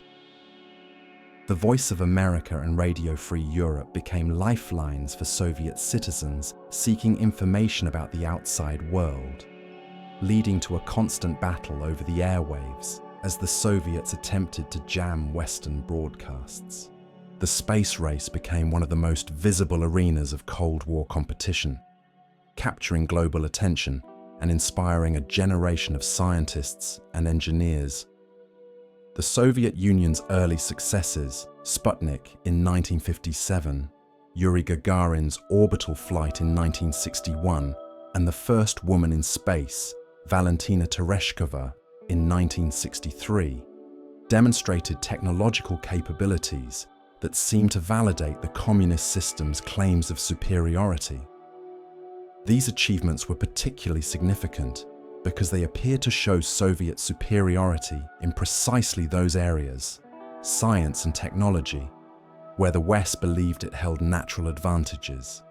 The American response to Soviet space achievements reflected both national pride and strategic concerns about the implications of Soviet technological leadership. President Kennedy's commitment to landing Americans on the moon before the end of the 1960s was as much about Cold War prestige as scientific exploration. The Apollo program, which cost more than $25 billion and employed over 400,000 people at its peak, represented one of the largest peacetime scientific efforts in human history. The successful moon landing on July 20th, 1969, provided a powerful symbol of American technological achievement and helped restore confidence in democratic society's ability to compete with authoritarian systems. As you allow the weight of these human endeavors to settle over you like the gentle embrace of evening, consider how the space race reflected the Cold War's transformation from a purely terrestrial struggle to a competition that extended beyond the Earth itself. The image of the Earth from space, first captured by Apollo astronauts, provided a new perspective on human unity that transcended the political divisions of the Cold War era. The proxy wars that characterized the Cold War brought superpower competition to every continent, often with devastating consequences for the peoples caught in the middle. The Congo crisis of the early 1960s illustrated how the end of European colonialism created opportunities for superpower intervention in Africa. The assassination of Patrice Lumumba, the Congo's first democratically elected prime minister, occurred in the context of American and Belgian fears about his potential alignment with the Soviet Union. The resulting instability and violence in the Congo demonstrated how Cold War logic could override considerations of human rights and democratic governance. The Chilean coup of September 11, 1973, which brought General Augusto Pinochet to power and ended the democratically elected government of Salvador Allende, reflected the Cold War's impact on Latin America. The Nixon administration's covert support for the coup was motivated by fears that Allende's socialist government would align Chile with the Soviet Union and Cuba. The subsequent 17-year dictatorship, marked by widespread human rights abuses, illustrated the moral costs of Cold War interventions justified by anti-communist ideology. The Nicaraguan Revolution of 1979 and the subsequent Contra War demonstrated how the Cold War continued to shape American policy in Latin America, even as détente was giving way to renewed confrontation. The Sandinista government's alignment with Cuba and the Soviet Union prompted the Reagan administration to support the Contra rebels, leading to a conflict that devastated Nicaragua and drew the United States into another controversial intervention in Latin America. Intelligence operations formed a crucial but largely hidden dimension of the Cold War, as both superpowers sought to penetrate each other's secrets and influence events around the world. The Central Intelligence Agency, created in 1947, evolved from a small analytical organization into a global intelligence and covert operations apparatus with the resources and capabilities of a major government department.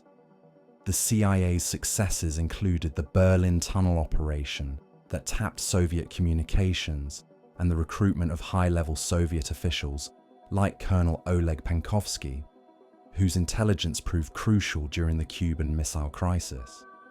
The KGB, the Soviet Union's primary intelligence service, proved equally adept at penetrating Western governments and stealing vital secrets.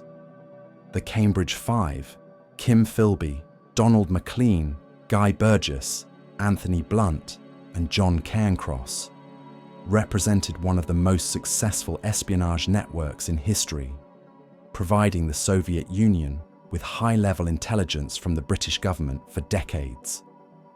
The discovery of their activities in the 1950s and 1960s shocked the Western intelligence community and led to fundamental reforms in security procedures. The technological dimension of the Cold War extended far beyond nuclear weapons and space exploration to encompass a broader competition in scientific and engineering capabilities. The development of computer technology, initially driven by military requirements for calculating missile trajectories and code breaking, eventually transformed both military capabilities and civilian life. The Internet, originally developed as a Defense Department project to create a communications network that could survive nuclear attack, became the foundation for the information revolution that followed the Cold War's end. Biological and chemical weapons research conducted during the Cold War represented one of its most disturbing aspects, as both superpowers developed capabilities to cause mass casualties through disease and poison. The Soviet Union's massive biological weapons program, revealed only after the Cold War's end, included research on weaponizing smallpox, anthrax, and plague. The United States conducted its own research into biological weapons and engaged in extensive testing of chemical agents, including the use of Agent Orange in Vietnam that caused lasting environmental and health damage. The economic competition between capitalism and communism formed another crucial dimension of the Cold War, as both systems sought to demonstrate their superiority in providing prosperity and security for their citizens. The Marshall Plan's success in rebuilding Western Europe provided powerful evidence of capitalism's ability to generate wealth and promote recovery from wartime devastation. The rapid economic growth experienced by Western Europe and Japan in the 1950s and 1960s contrasted sharply with the slower development of Soviet satellite states in Eastern Europe. The Soviet Union's economic achievements in the 1950s and early 1960s appeared to validate the communist model's claims of superiority in certain areas, particularly heavy industry and military production. The rapid industrialization of previously backward regions of the Soviet Union, the development of a comprehensive welfare state, and achievements in education and scientific research impressed many observers in the developing world. Khrushchev's boast that the Soviet Union would bury the West economically seemed plausible given the USSR's rapid growth rates during this period. However, the structural problems of the Soviet economy became increasingly apparent in the 1970s and 1980s, as central planning proved inadequate for managing a complex modern economy. The emphasis on quantity over quality, the lack of incentives for innovation, and the enormous resources devoted to military purposes created growing inefficiencies that ultimately proved fatal to the communist system. The contrast between the prosperity visible in Western countries and the shortages endemic in the Soviet Union became a powerful argument for market economics. The role of religion in the Cold War often goes underappreciated, yet faith communities played crucial roles in both supporting and challenging the competing ideological systems. In the United States, the identification of America as a Christian nation opposed to godless communism provided powerful motivation for anti-communist policies and helped build public support for global commitments. The addition of "Under God" to the Pledge of Allegiance in 1954 and the adoption of "In God We Trust" as the national motto in 1956 reflected the way religious identity became intertwined with Cold War ideology. The Catholic Church emerged as one of the most important opponents of communist rule in Eastern Europe, providing both spiritual comfort and practical resistance to atheistic regimes. Pope John Paul II's election in 1978 as the first Polish pope in history gave the Church new influence in the struggle against communism. His visits to Poland in 1979, 1983, and 1987 drew massive crowds and demonstrated the continuing power of religious faith, despite decades of communist suppression. The Pope's message of human dignity and spiritual freedom provided a powerful alternative to Marxist materialism and contributed significantly to the eventual collapse of communist rule in Eastern Europe. The Orthodox Church in Russia and other Eastern European countries faced particular challenges during the Cold War, as communist governments sought to eliminate or control religious institutions. Many churches were closed or converted to secular purposes, while believers faced discrimination in employment and education. The survival of Orthodox Christianity through 7 decades of communist rule demonstrated the persistence of religious faith, even under the most adverse circumstances. Islam's role in the Cold War became increasingly important as both superpowers sought influence in the Muslim world.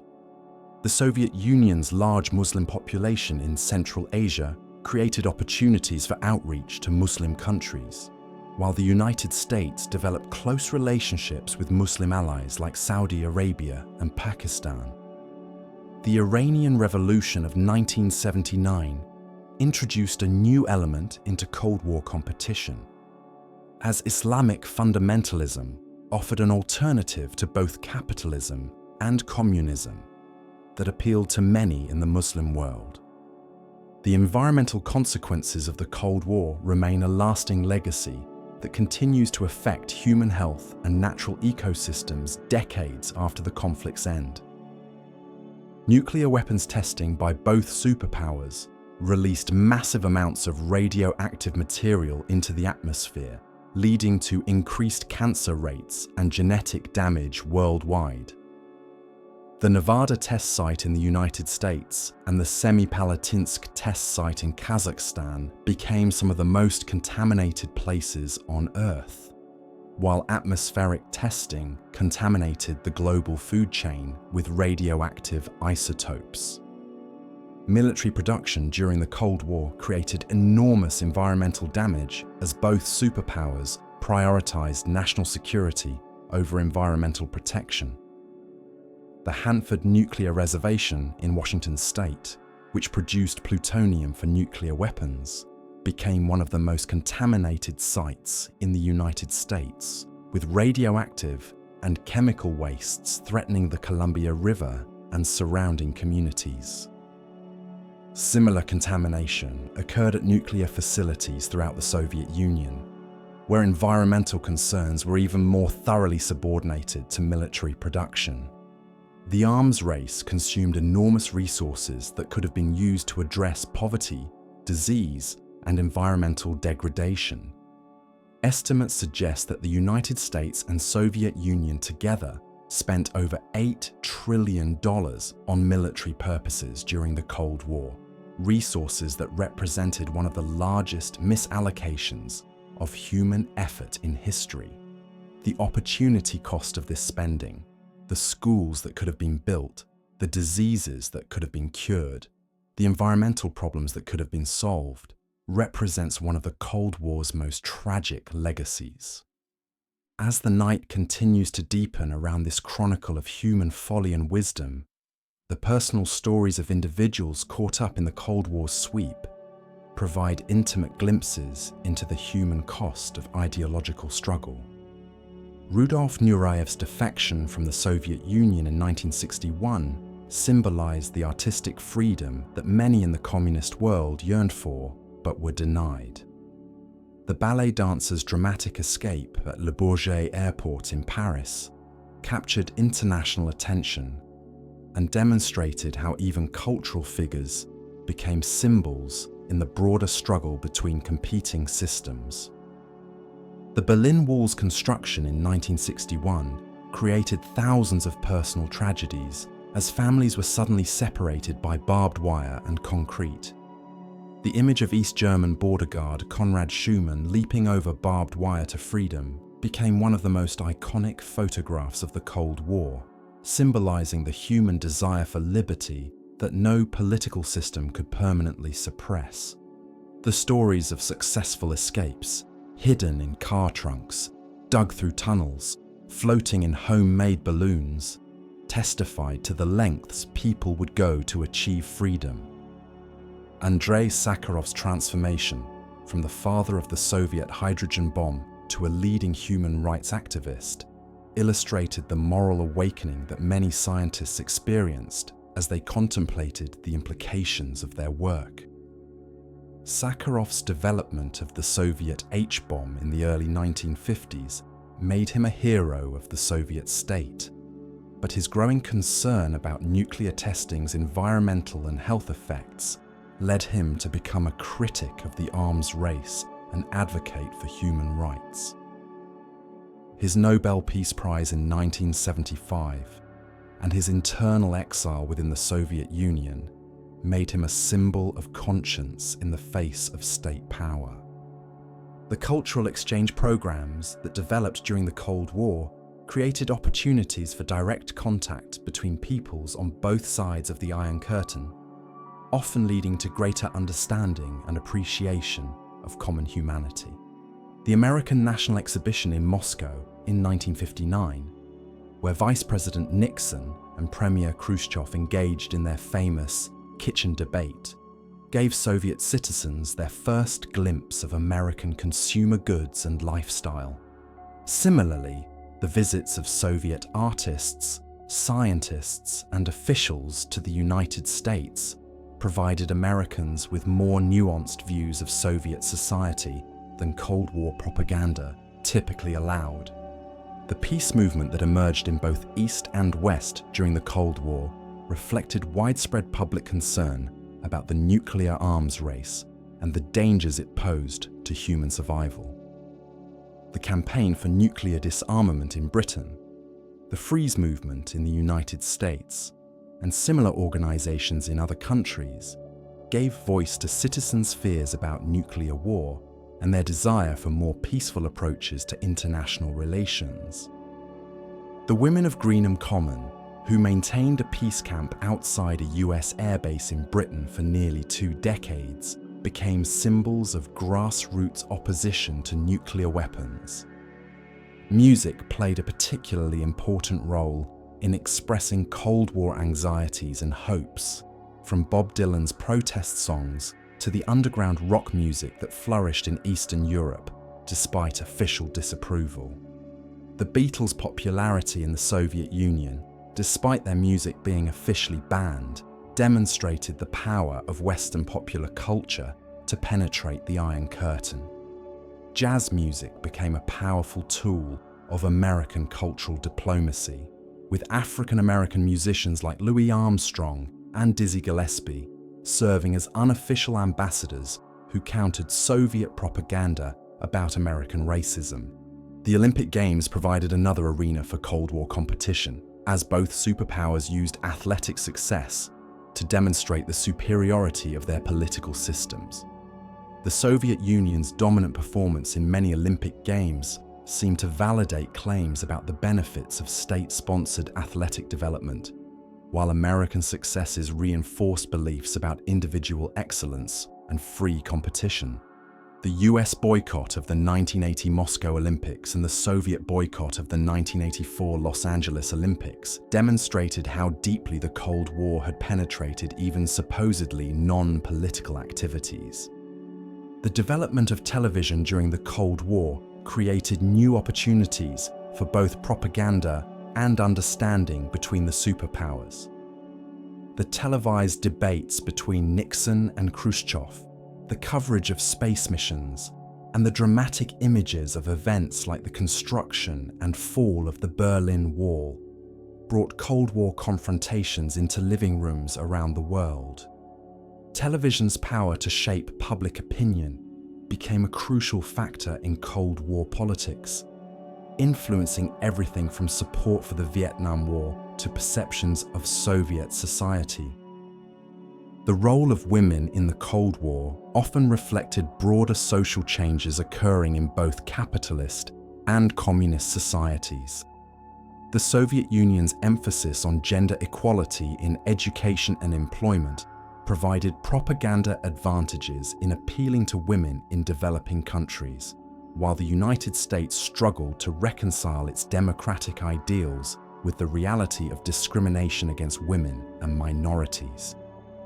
The presence of women like Margaret Thatcher and Indira Gandhi in positions of leadership during the Cold War's later phases reflected changing attitudes about women's roles in society. Education became another battlefield in the Cold War competition, as both superpowers sought to demonstrate the superiority of their educational systems. The Soviet Union's early lead in space exploration was attributed partly to its emphasis on scientific and technical education, leading to American reforms designed to produce more scientists and engineers. The establishment of student exchange programs and the competition for influence in universities around the world reflected recognition that future leaders' ideas and values would be shaped by their educational experiences. The medical advances achieved during the Cold War often had dual civilian and military applications, as research funded for defense purposes led to breakthroughs that benefited human health. The development of antibiotics, surgical techniques, and medical devices was accelerated by military requirements, while competition between the superpowers led to rapid progress in areas like space medicine and radiation treatment. The cooperation between American and Soviet medical researchers, even during periods of political tension, demonstrated how shared humanitarian concerns could transcend ideological divisions. As you drift deeper into the gentle embrace of sleep, the technological innovations of the Cold War era continue to shape the modern world in ways both visible and hidden. The transistor, developed at Bell Labs in 1947, revolutionized electronics and made possible everything from portable radios to modern computers. The integrated circuit, invented in 1959, laid the foundation for the digital revolution that would transform human civilization. These innovations, initially driven by military requirements, eventually created the modern information economy that emerged after the Cold War's end. The development of satellite technology during the Cold War transformed not only military communications and intelligence gathering, but also civilian applications like weather forecasting, telecommunications, and navigation. The Global Positioning System, GPS, originally developed for military purposes, became an essential tool for everything from agriculture to transportation. The satellite imagery that allowed American leaders to monitor Soviet military activities during the Cold War evolved into the mapping and surveillance capabilities that are now taken for granted in civilian life. The pharmaceutical industry experienced rapid growth during the Cold War as both superpowers invested heavily in medical research, partly motivated by concerns about biological warfare and partly by competition for prestige in scientific achievement. The development of vaccines, antibiotics, and other medical treatments saved millions of lives and demonstrated how Cold War competition could produce benefits for humanity even when motivated by military concerns. The environmental movement that emerged in the 1960s and 1970s was partly a response to the ecological damage caused by Cold War military activities, including nuclear testing, chemical weapons production, and the massive consumption of natural resources for military purposes. Rachel Carson's Silent Spring, published in 1962, raised awareness about the environmental costs of technological progress, and helped launch the modern environmental movement. The first Earth Day in 1970 reflected growing public concern about pollution and environmental degradation, much of it caused by Cold War military activities. The human rights movement that gained momentum during the Cold War created new standards for international behavior and provided a framework for challenging both capitalist and communist governments. The Universal Declaration of Human Rights, adopted by the United Nations in 1948, established principles that would be used to criticize both Soviet oppression and American discrimination. The Helsinki Accords of 1975 gave human rights activists in Eastern Europe a legal framework for challenging their governments, while similar movements in Latin America and other regions used human rights language to oppose authoritarian regimes supported by the United States. The Cold War's impact on developing countries was profound and often devastating, as superpower competition turned local conflicts into proxy wars with global implications. The division of Korea, Vietnam, and other countries reflected the Cold War's tendency to freeze political conflicts and prevent peaceful resolution of disputes. The support provided by both superpowers to allied governments, regardless of their human rights records or democratic legitimacy, contributed to decades of repression and conflict in many parts of the world. The non-aligned movement, led by figures like India's Nehru, Egypt's Nasser, and Yugoslavia's Tito, represented an attempt by developing countries to avoid choosing sides in the Cold War and to pursue independent paths to development. The movement's conferences and declarations provided forums for countries to articulate alternatives to both capitalism and communism, though the practical impact was limited by the reality of superpower influence and the economic dependence of most developing countries on one bloc or the other. The economic development strategies pursued by different countries during the Cold War reflected the competing models offered by capitalism and communism.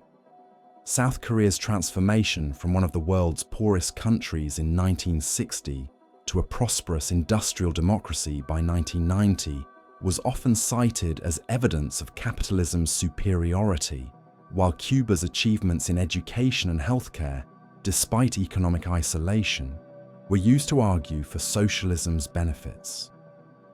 The mixed results achieved by countries following different development strategies demonstrated that neither capitalism nor communism provided simple solutions to the challenges of economic development. The Cold War's end created new opportunities, but also new challenges for countries around the world. The collapse of the Soviet Union eliminated a major source of economic and military support for many developing countries, forcing them to find new relationships and development strategies. The emergence of the United States as the world's sole superpower created new possibilities for international cooperation, but also new forms of dependence and vulnerability for smaller countries. The information revolution that accelerated after the Cold War's end had its roots in technologies developed during the conflict, particularly in the areas of computing and telecommunications. The Internet, originally developed as a Defense Department project to create communications networks that could survive nuclear attack, became the foundation for a global information economy that has transformed virtually every aspect of human life. The irony is profound.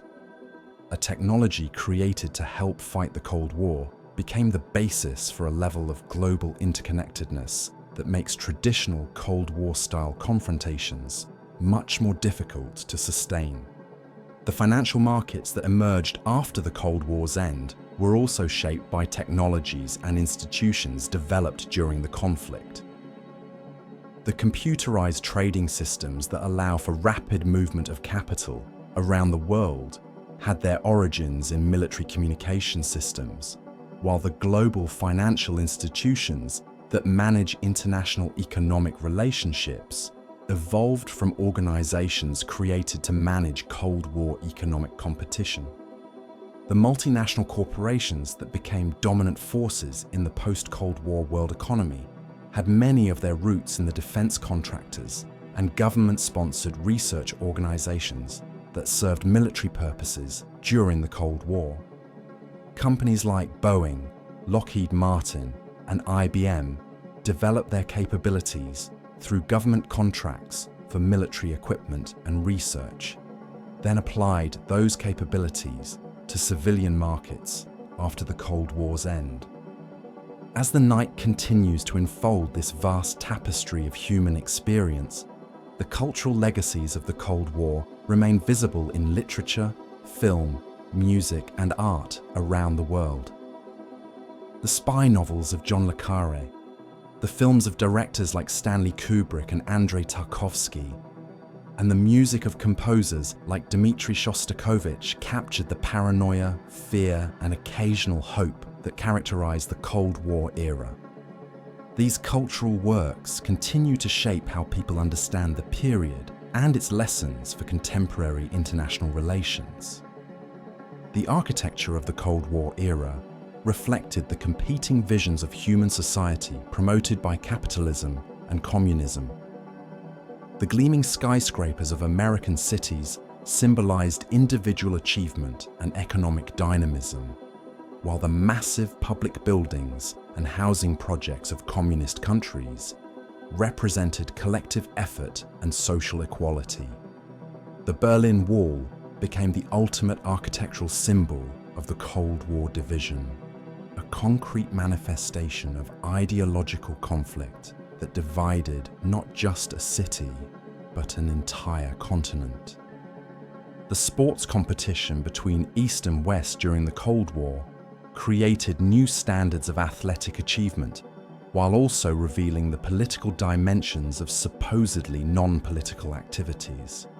The dominance of East German swimmers and Soviet gymnasts raised questions about state-sponsored doping and the costs of athletic success, while American victories in certain sports reinforced beliefs about individual excellence and free competition. The integration of professional athletes into Olympic competition after the Cold War's end reflected broader changes in the relationship between amateur and professional sports. The space race's legacy extends far beyond the technological achievements that made modern satellite communications and space exploration possible. The image of Earth from space, first captured by Apollo astronauts, provided a new perspective on human unity that transcended national boundaries and ideological divisions. The International Space Station, a post-Cold War collaboration between former adversaries, demonstrates how the competitive impulses of the Cold War could be transformed into cooperative efforts for the benefit of all humanity. The Cold War's conclusion did not eliminate the nuclear weapons that had made it so dangerous, and the proliferation of nuclear technology to additional countries has created new challenges for international security. The knowledge and technology developed during the Cold War arms race cannot be uninvented, and the management of nuclear weapons and materials remains one of the most pressing challenges facing the international community. The intelligence agencies created during the Cold War have survived its end and adapted to new threats like international terrorism and cyber warfare. The capabilities for surveillance and covert operations, developed to fight the Cold War, have been applied to new challenges, raising continuing questions about the balance between security and freedom in democratic societies. The alliance systems created during the Cold War have also survived and evolved, with NATO expanding to include former Soviet satellites and the United States maintaining security relationships around the world. These alliance relationships, originally created to contain Soviet power, have been adapted to address new challenges like international terrorism, humanitarian crises, and the rise of new potential adversaries. The economic institutions created during the Cold War, including the World Bank, International Monetary Fund, and various trade organizations, continue to shape global economic relationships. These institutions, originally designed to support the Western alliance against communism, have been adapted to manage the globalized economy that emerged after the Cold War's end. The ideological legacy of the Cold War continues to influence political debates around the world, as arguments about the proper role of government, the balance between security and freedom, and the relationship between economic and political systems echo themes that were central to Cold War competition. The rise of new authoritarian powers has revived some Cold War-era debates about the relationship between democracy and development, while the challenges posed by globalization and technological change have created new versions of old questions about individual versus collective responsibility. The human legacy of the Cold War is perhaps its most important dimension, as millions of people around the world carry memories of life during this period of global tension and competition. The refugees who fled communist countries, the veterans who fought in Cold War conflicts, the families that were divided by political boundaries, and the activists who struggled for human rights all bear witness to the human cost of ideological conflict. The Cold War's peaceful conclusion offers important lessons about the possibility of transforming international relationships through patient diplomacy and gradual confidence building. The transformation of the United States and Soviet Union from bitter enemies to partners in managing international security demonstrates that even the most fundamental conflicts can be resolved without resort to war. The story of the Cold War, in all its complexity and contradiction, remains relevant for understanding contemporary international relations and the challenges facing humanity in the 21st century. The competition between different models of political and economic organization, the role of nuclear weapons in international relations, the challenges of managing alliance relationships, and the importance of human rights in foreign policy all remain central issues in contemporary international relations.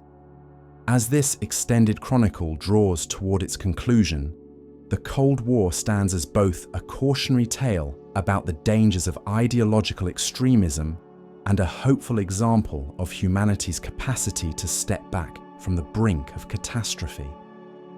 The conflict that began with the division of Europe and the development of nuclear weapons ended with the peaceful reunification of Germany and the reduction of nuclear arsenals, demonstrating that even the most intractable problems can be resolved through wisdom, patience, and good faith. The men and women who lived through the Cold War, whether as leaders or ordinary citizens, faced choices that tested their courage, wisdom, and commitment to human dignity.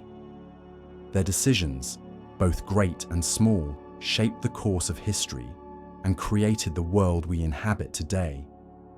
The peaceful end of the Cold War was not inevitable, but rather the result of countless individual choices to pursue cooperation over confrontation, understanding over prejudice, and hope over fear. In the end, the Cold War's most important legacy may be the demonstration that human beings need not be prisoners of their circumstances, but can choose to transcend the conflicts and divisions that seem most permanent and intractable. The fall of the Berlin Wall, the peaceful transition from communist rule in Eastern Europe, and the transformation of former enemies into partners all testify to humanity's capacity for growth, change, and reconciliation.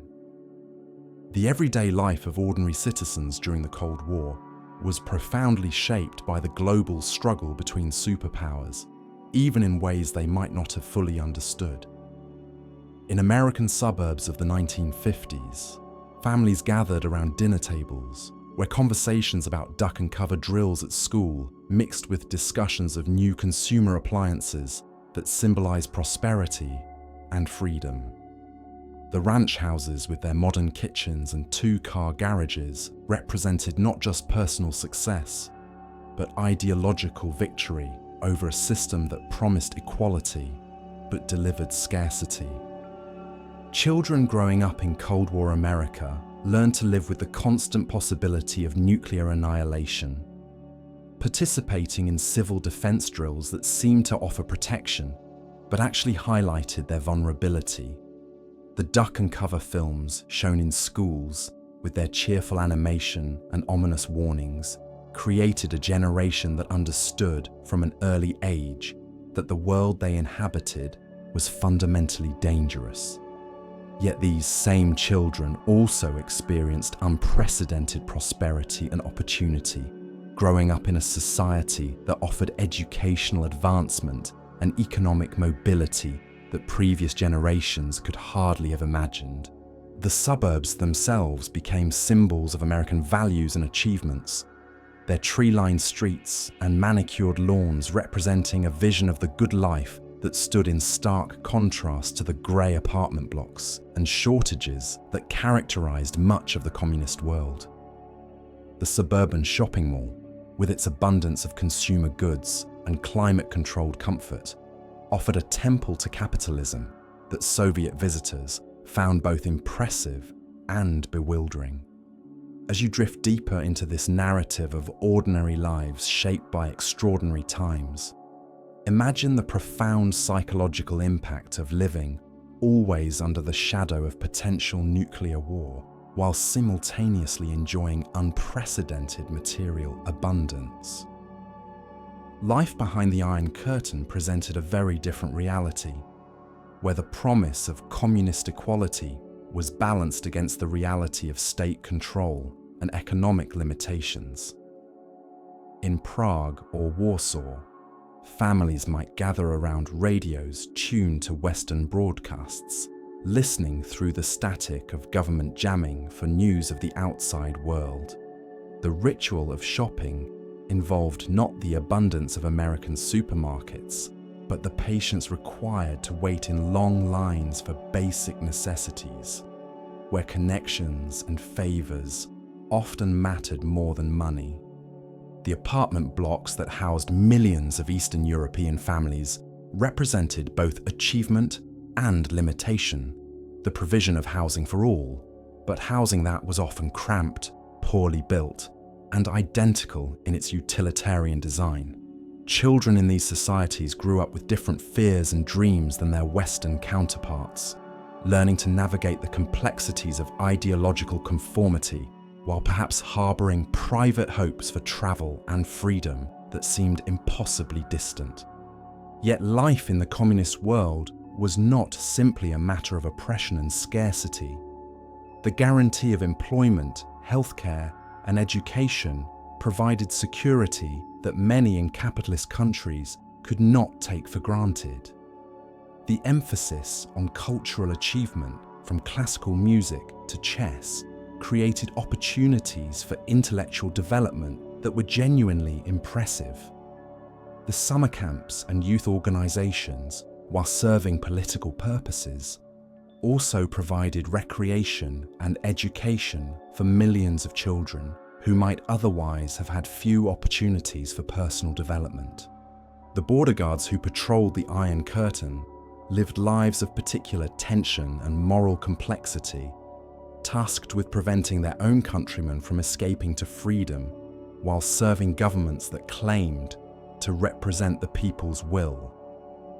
The guards at Checkpoint Charlie in Berlin became symbols of the Cold War division, standing just yards apart, but representing fundamentally different worldviews. Some guards embraced their role as defenders of socialism, while others privately questioned the morality of shooting those who sought only to cross an arbitrary line in search of a better life. The diplomats and negotiators who worked to manage superpower relations during the Cold War operated in a world of careful protocol and hidden meanings, where a misplaced word or misunderstood gesture could have global consequences. The embassy buildings in Moscow and Washington became little islands of one superpower within the other, their occupants living in a strange isolation, where they were simultaneously insiders and outsiders, privy to state secrets, but cut off from normal human contact with their host societies. The translators and interpreters who facilitated communication between superpower leaders bore enormous responsibility for ensuring that crucial messages were conveyed accurately across linguistic and cultural barriers. During the Cuban Missile Crisis, the precise meaning of phrases in diplomatic cables could mean the difference between peace and war, placing extraordinary pressure on those charged with rendering Russian into English or vice versa. These unsung heroes of Cold War diplomacy had to navigate not only language differences, but cultural assumptions and political nuances that could easily be lost in translation. The journalists who covered the Cold War faced unique challenges in reporting on a conflict that was often conducted in secret and always shaped by government propaganda. Western correspondents in Moscow found themselves under constant surveillance, their sources intimidated and their access limited by Soviet authorities, determined to control the narrative. Soviet journalists, meanwhile, operated within strict ideological constraints that made objective reporting virtually impossible, even as some privately recognized the contradictions between official propaganda and observable reality. The scientists and engineers who developed the weapons and technologies of the Cold War often found themselves conflicted between professional pride in their achievements and moral concerns about their potential consequences. The physicists who designed nuclear weapons lived with the knowledge that their work could end human civilization, while those who developed space technology could take pride in expanding human knowledge, while knowing that their rockets could also deliver warheads to distant targets. Robert Oppenheimer's famous quotation upon witnessing the first atomic test, "Now I am become death, destroyer of worlds," captured the moral anguish experienced by many scientists who participated in the Cold War arms race. The compartmentalization required for such work, where individuals might spend their days calculating the optimal height for nuclear detonations while returning home to ordinary family dinners, created psychological tensions that were rarely discussed but deeply felt. The factory workers who produced the weapons and equipment for the Cold War arms race formed a vast industrial army whose labor was essential to maintaining the military balance between the superpowers. In cities like Los Alamos and Livermore, entire communities grew up around nuclear weapons production, creating a culture where classified work was simply a normal part of life.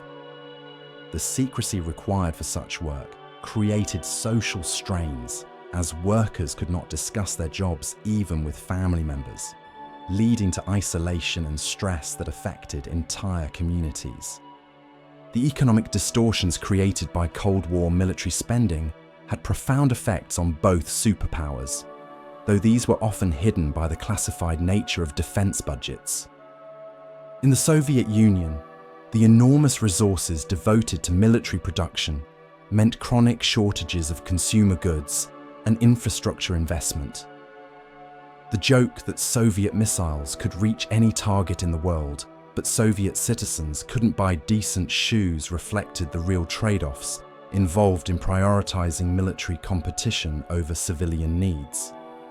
In the United States, the military-industrial complex that President Eisenhower warned about in his farewell address created powerful constituencies for continued defense spending, even when the strategic justification was questionable.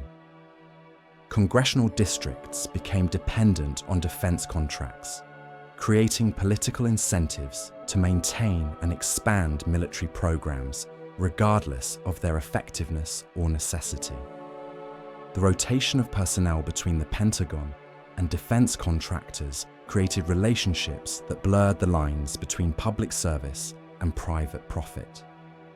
The cultural production of the Cold War era reflected the tensions and anxieties of living under the threat of nuclear annihilation while celebrating the values for which each side claimed to be fighting.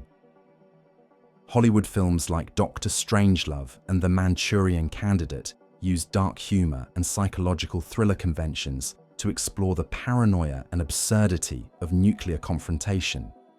Science fiction became a vehicle for exploring Cold War themes, from alien invasion stories that paralleled fears of communist infiltration to space exploration narratives that celebrated human achievement while warning of technological hubris. Soviet cultural production was more tightly controlled, but no less influenced by Cold War themes, as artists and writers were expected to celebrate socialist achievements while avoiding criticism of the system. The works of authors like Alexander Solzhenitsyn and Boris Pasternak, which revealed the darker aspects of Soviet reality, could only be published abroad, making their creators heroes to Western audiences while marking them as traitors to their own government.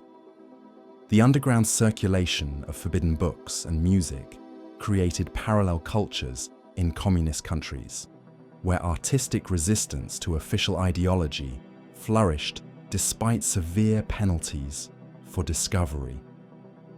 The role of women in Cold War society reflected both the opportunities created by competition between systems and the limitations imposed by traditional gender roles.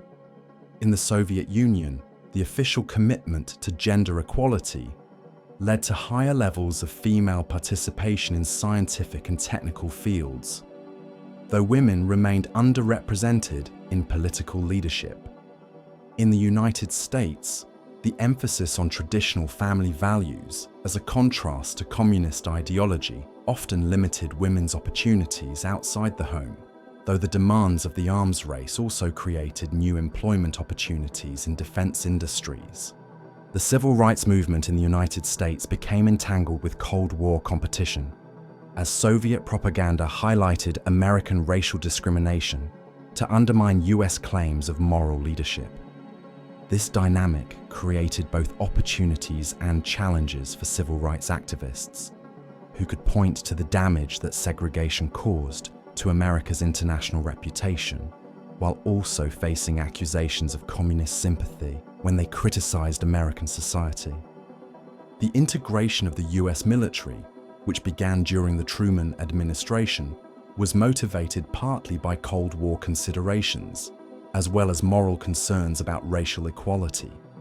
The sight of African American soldiers fighting for freedom abroad while being denied basic rights at home created a powerful contradiction that undermined American credibility in the competition for influence in the developing world. Educational systems in both superpowers were reshaped by Cold War competition, as each side sought to demonstrate the superiority of its approach to human development. The Soviet emphasis on scientific and technical education, particularly following the launch of Sputnik, prompted American reforms designed to produce more scientists and engineers. The competition extended to areas like mathematics education, where new approaches were developed to ensure that students could compete with their counterparts on the other side of the Iron Curtain. The exchange programs that developed during periods of détente created opportunities for direct contact between citizens of the opposing superpowers, often leading to personal relationships that transcended political divisions. American students who studied in the Soviet Union and Soviet visitors to the United States frequently returned home with more nuanced views of their supposed enemies, though they also faced suspicion from authorities who questioned their loyalty after exposure to foreign influences. The Olympic Games provided some of the most visible arenas for Cold War competition, as both sides used athletic achievement to demonstrate the superiority of their political and economic systems. The intensive training programs developed for Olympic athletes reflected national priorities and values, from the state-sponsored programs of communist countries to the individual achievement ethos of capitalist nations. The political overtones of Olympic competition became especially apparent during boycotts and protests, when the supposedly non-political nature of sport was revealed to be an illusion. The development of international air travel during the Cold War created new opportunities for contact between East and West, while also raising new security concerns about infiltration and espionage. Airports became spaces where the two worlds intersected, with elaborate security procedures designed to prevent unwanted crossings while facilitating necessary diplomatic and commercial contacts. The experience of flying between communist and capitalist countries often provided travelers with their first direct experience of the differences between the systems. The communications technologies that emerged during the Cold War transformed not only military capabilities, but also civilian life in ways that continue to shape the modern world. The development of satellite communications, initially driven by military requirements for secure global communications, made possible everything from international television broadcasts to modern internet connectivity. The miniaturization of electronics, spurred by the space race's demand for lightweight equipment, led to the development of personal computers and mobile phones that revolutionized civilian life. The medical advances achieved during the Cold War often had both military and civilian applications, as research funded for defense purposes led to breakthroughs that benefited human health worldwide. The development of trauma surgery techniques, prompted by battlefield requirements, saved countless civilian lives in emergency rooms around the world. Research into radiation effects, motivated by concerns about nuclear warfare, led to advances in cancer treatment that continue to benefit patients today. As the night continues its gentle embrace around this tale of human ingenuity and conflict, the Cold War's impact on daily life extended to the most intimate aspects of human experience. Families planned their lives around the possibility of nuclear war, building fallout shelters in their backyards and stocking emergency supplies that might help them survive the unthinkable. Marriage and career decisions were influenced by the draft and military service requirements, while educational choices reflected the premium placed on scientific and technical knowledge in an age of technological competition. The consumer culture that flourished in the United States during the Cold War was shaped not only by prosperity, but also by the symbolic importance of demonstrating capitalist abundance to the world. The suburban shopping mall became a cathedral of consumption, where the variety and quality of available goods served as proof of systemic superiority. The kitchen debates between Nixon and Khrushchev in 1959 highlighted how even domestic appliances became weapons in the ideological struggle. The youth culture that emerged in both East and West during the Cold War often served as a form of soft resistance to official ideologies, whether capitalist or communist. Rock and roll music, banned in many communist countries, but eagerly consumed through illegal recordings, represented freedom and rebellion against authority. The Beatles' popularity in the Soviet Union, despite official disapproval, demonstrated the power of cultural expression to transcend political boundaries. The environmental movement that gained strength during the Cold War was partly a response to the ecological damage caused by nuclear testing and military production. The images of nuclear test sites and contaminated landscapes provided powerful symbols of the environmental costs of the arms race, contributing to growing awareness of humanity's impact on the natural world. The concept of nuclear winter, developed by scientists studying the potential consequences of nuclear war, highlighted how the Cold War's ultimate expression could affect the entire planet's climate and ecosystems. The peace movements that emerged in both East and West reflected widespread public concern about the direction of the arms race and the dangers it posed to human survival. The protests at Greenham Common in Britain, the nuclear freeze movement in the United States, and similar organizations in other countries gave voice to citizens' fears about nuclear weapons and their desire for alternative approaches to security. These movements face different challenges in democratic and authoritarian societies, but shared a common commitment to preventing nuclear war. The role of luck and accident in Cold War history is often underappreciated, as numerous incidents could have escalated into major conflicts, if not for the good fortune of timing or the presence of individuals who chose restraint over aggression. The Norwegian rocket incident of 1995, when a scientific launch was briefly mistaken for a submarine-launched ballistic missile, reminded the world that even after the Cold War's end, the weapons and warning systems it created continued to pose risks of accidental war. The psychological impact of living through the Cold War affected entire generations, creating patterns of thought and behavior that persisted long after the conflict's end. The habits of secrecy and suspicion developed during the McCarthy era continued to influence American political culture, while the experience of life under authoritarian rule shaped the attitudes of Eastern Europeans toward government authority. The nuclear anxiety that characterized much of the Cold War period left lasting marks on those who lived through it, influencing everything from art and literature to personal life choices. The Cold War's end created both opportunities and challenges for the millions of people whose lives had been shaped by its dynamics.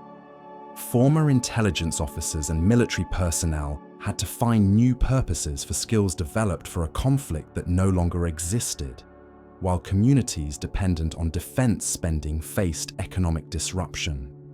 The opening of borders and the end of travel restrictions created new possibilities for human contact and cultural exchange, but also new forms of economic competition and social disruption. The children who grew up during the Cold War carried its lessons and traumas into the post-Cold War world, shaping their approaches to international relations, domestic politics, and personal relationships. The generation that experienced the Cuban Missile Crisis and the fall of the Berlin Wall brought different perspectives to leadership roles than those who came of age after the Soviet Union's collapse, creating ongoing debates about the relevance of Cold War lessons to contemporary challenges. The institutions created during the Cold War, from NATO to the United Nations to various intelligence agencies, survived its end and adapted to new purposes, though not without controversy about their continuing relevance and effectiveness. The challenge of transforming organizations designed for a bipolar world to address the complexities of a multipolar international system remains ongoing, as does the question of how to maintain the benefits of Cold War institutions while avoiding their limitations and biases. The economic systems that emerged from the Cold War reflected a synthesis of capitalist and socialist elements that neither side had originally envisioned. The welfare states of Western Europe combined market economics with social protection in ways that addressed some of communist criticisms of pure capitalism, while the market reforms in communist countries incorporated capitalist mechanisms into socialist frameworks. The collapse of the Soviet Union and the triumph of market economics was less complete than initially appeared, as state intervention and regulation remained important features of successful economies. The technological legacies of the Cold War continue to shape modern life in ways both obvious and subtle.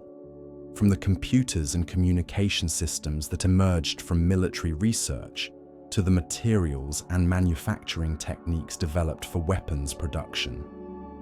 The integrated circuits that made modern electronics possible were originally developed for missile guidance systems, while the Internet's decentralized architecture reflected military concerns about maintaining communications after nuclear attack. The irony that technologies designed for warfare became the foundation for peaceful global communication and commerce reflects the unpredictable nature of technological development. As you allow these final thoughts to settle over your consciousness, like the gentle darkness of a peaceful night, the Cold War emerges not simply as a historical period, but as a fundamental experience in human learning about the possibilities and limitations of political organization, international relations, and technological development. The conflict that began with the division of Europe and the development of nuclear weapons evolved into a global competition that touched every aspect of human life, from the most intimate personal decisions to the grandest questions of national purpose and international order. The Cold War's peaceful conclusion demonstrated that even the most entrenched conflicts can be resolved through patience, wisdom, and the recognition of common humanity. The transformation of enemies into partners, achieved through decades of careful diplomacy and gradual confidence building, offers hope that other seemingly intractable conflicts can also be resolved without resort to violence. The lesson that military force alone cannot resolve political problems, learned at great cost during the Cold War, remains relevant for addressing contemporary international challenges. The values that ultimately triumphed in the Cold War, human dignity, individual liberty, and democratic governance, were not imposed by force, but rather proved their worth through practical demonstration and moral example. The people who chose freedom over security, who risked their lives to cross fortified borders, who refused to accept that oppression was their permanent fate, ultimately proved that political systems based on coercion cannot permanently suppress the human desire for freedom and self-determination. The Cold War's end did not resolve all human conflicts or eliminate all threats to peace and freedom, but it did demonstrate that progress is possible even in the most challenging circumstances. The peaceful reunification of Germany, the expansion of democratic governance to former communist countries, and the reduction of nuclear weapons all testified to humanity's capacity for positive change. As you drift into peaceful sleep, carry with you the knowledge that the courage, wisdom, and persistence that ended the Cold War peacefully remain available to address the challenges that face humanity in our own time.